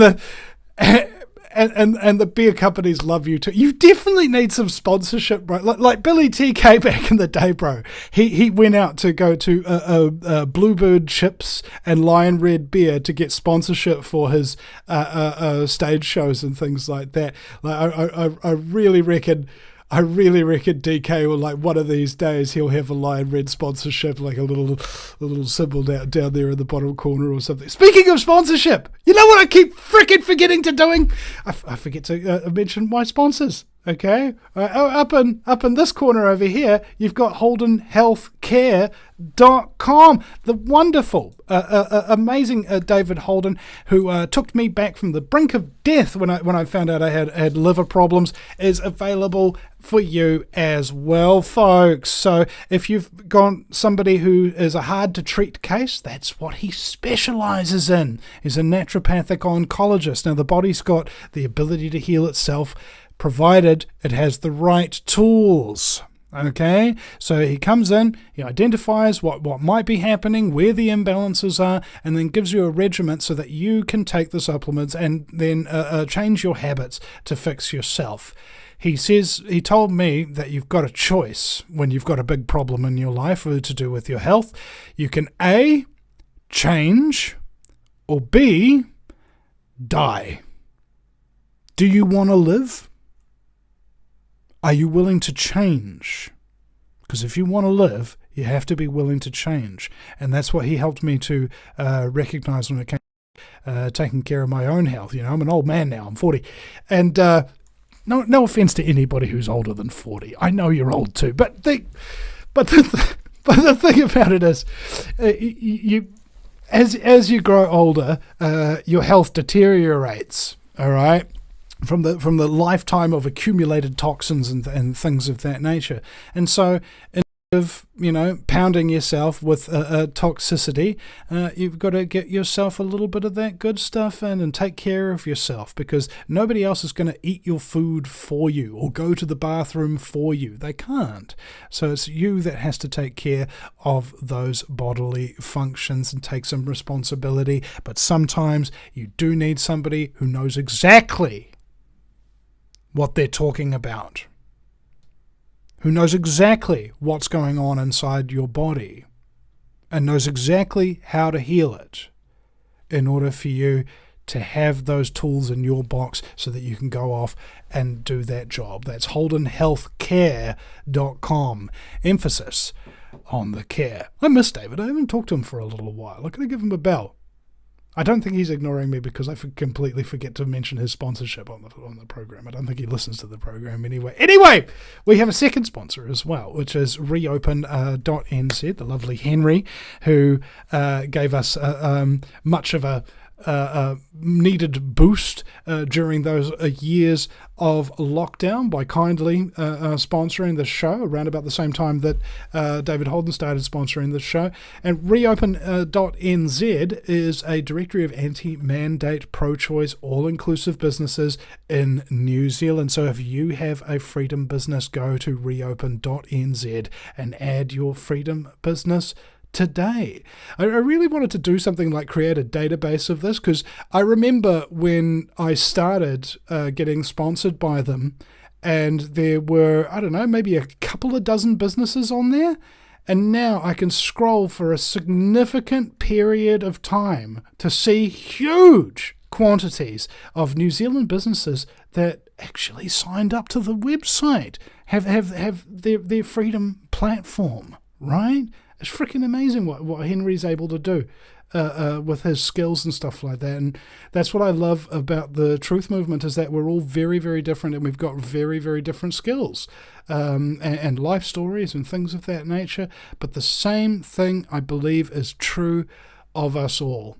At one point, we had something we were doing that was fun, it was inspiring, and then somebody came along and destroyed it for us. Left a bad taste in the mouth. And we didn't do it again. So we became a changed individual. And we started doing something completely different. A different business. A different way of living life. We adapt and we learn. That is what makes us different. And that is why people resent us. That is why we don't get invited to many parties, because we bring people down, you know? I remember I was at a festival and these guys got up to leave and I go, Google satanic ritual abuse. I'm kidding. Yeah, trust me. That is a deep rabbit hole to go down to. If you'll pardon the pun, was there meant to be a pun? I certainly hope not, because that would be revolting and unprofessional of me, which I'm actually consequently very proud of if that was the case. Anyway, thank you very much, ladies and gentlemen, to this man doing a radio show in a hot studio without wearing proper pants. Thank you very much, and we will see you again sometime at the Vinny Eastwood Show.com. Gentlemen, I've brought you here to discuss the Eastwood problem. It may be necessary to penetrate the Vinny Eastwood Show. The Vinny Eastwood Show. Yeah, that's what I said. Well, I've been working on a new Vinny scene. I think that might be the kind of penetration we need. The Vinny Eastwood Show. Sundays, 3 p.m. Pacific Standard Time. Live on Ground Zero Radio. Welcome, ladies, gentlemen, and hermaphrodites. My fellow slaves of the global plantation. The Vinny Eastwood Show is bad news. It's like the news, but so much worse. It's the lighter side of genocide. Just because we're being exterminated doesn't mean we can't enjoy it. Otherwise, what's the point of being killed? The Vinny Eastwood Show, where the only thing worse than living in a high-tech global police state run by child trafficking Satanists is Vinny's jokes.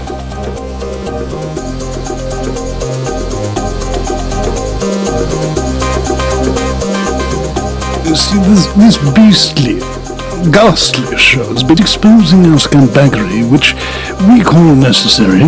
Yeah, and as the World Economic Führer, I believe we should give him a little gift with a little card that says Merry Christmas from Santa Claus. Oh yeah, we could send something through his windows. Yeah, I've been speaking with Jacinda Ardern that we need to eliminate the threat of Vinny Eastwood. Why do you say Vinny Eastwood when it's clearly Vinny Eastwood? Absolutely, he's a major impediment to our planet. How are we going to get rid of him? We could poison his water supply. We've done that already. Okay, I'm running out of ideas here. I'm sorry, I've got a lot going on. Klaus Schwab Jr. telling people that I'm some evil overlord. Oh, that's just not true. You see, we're lifetime actors. Yes, we play the role, don't we? But I am still glad, even if I am not really the overlord, that I have penetrated all the cabinets of the world. Penetration is big for me. Oh, it's big for me too. I wouldn't be me if it weren't for the copious quantities of penetration. Yes, well, thank God my mother's out of the way. Otherwise, I never would have been king. Just keep to go on and on. the stress of dealing with this Vinny Eastwood problem is probably what killed her. I mean, she was a very young 96, you see.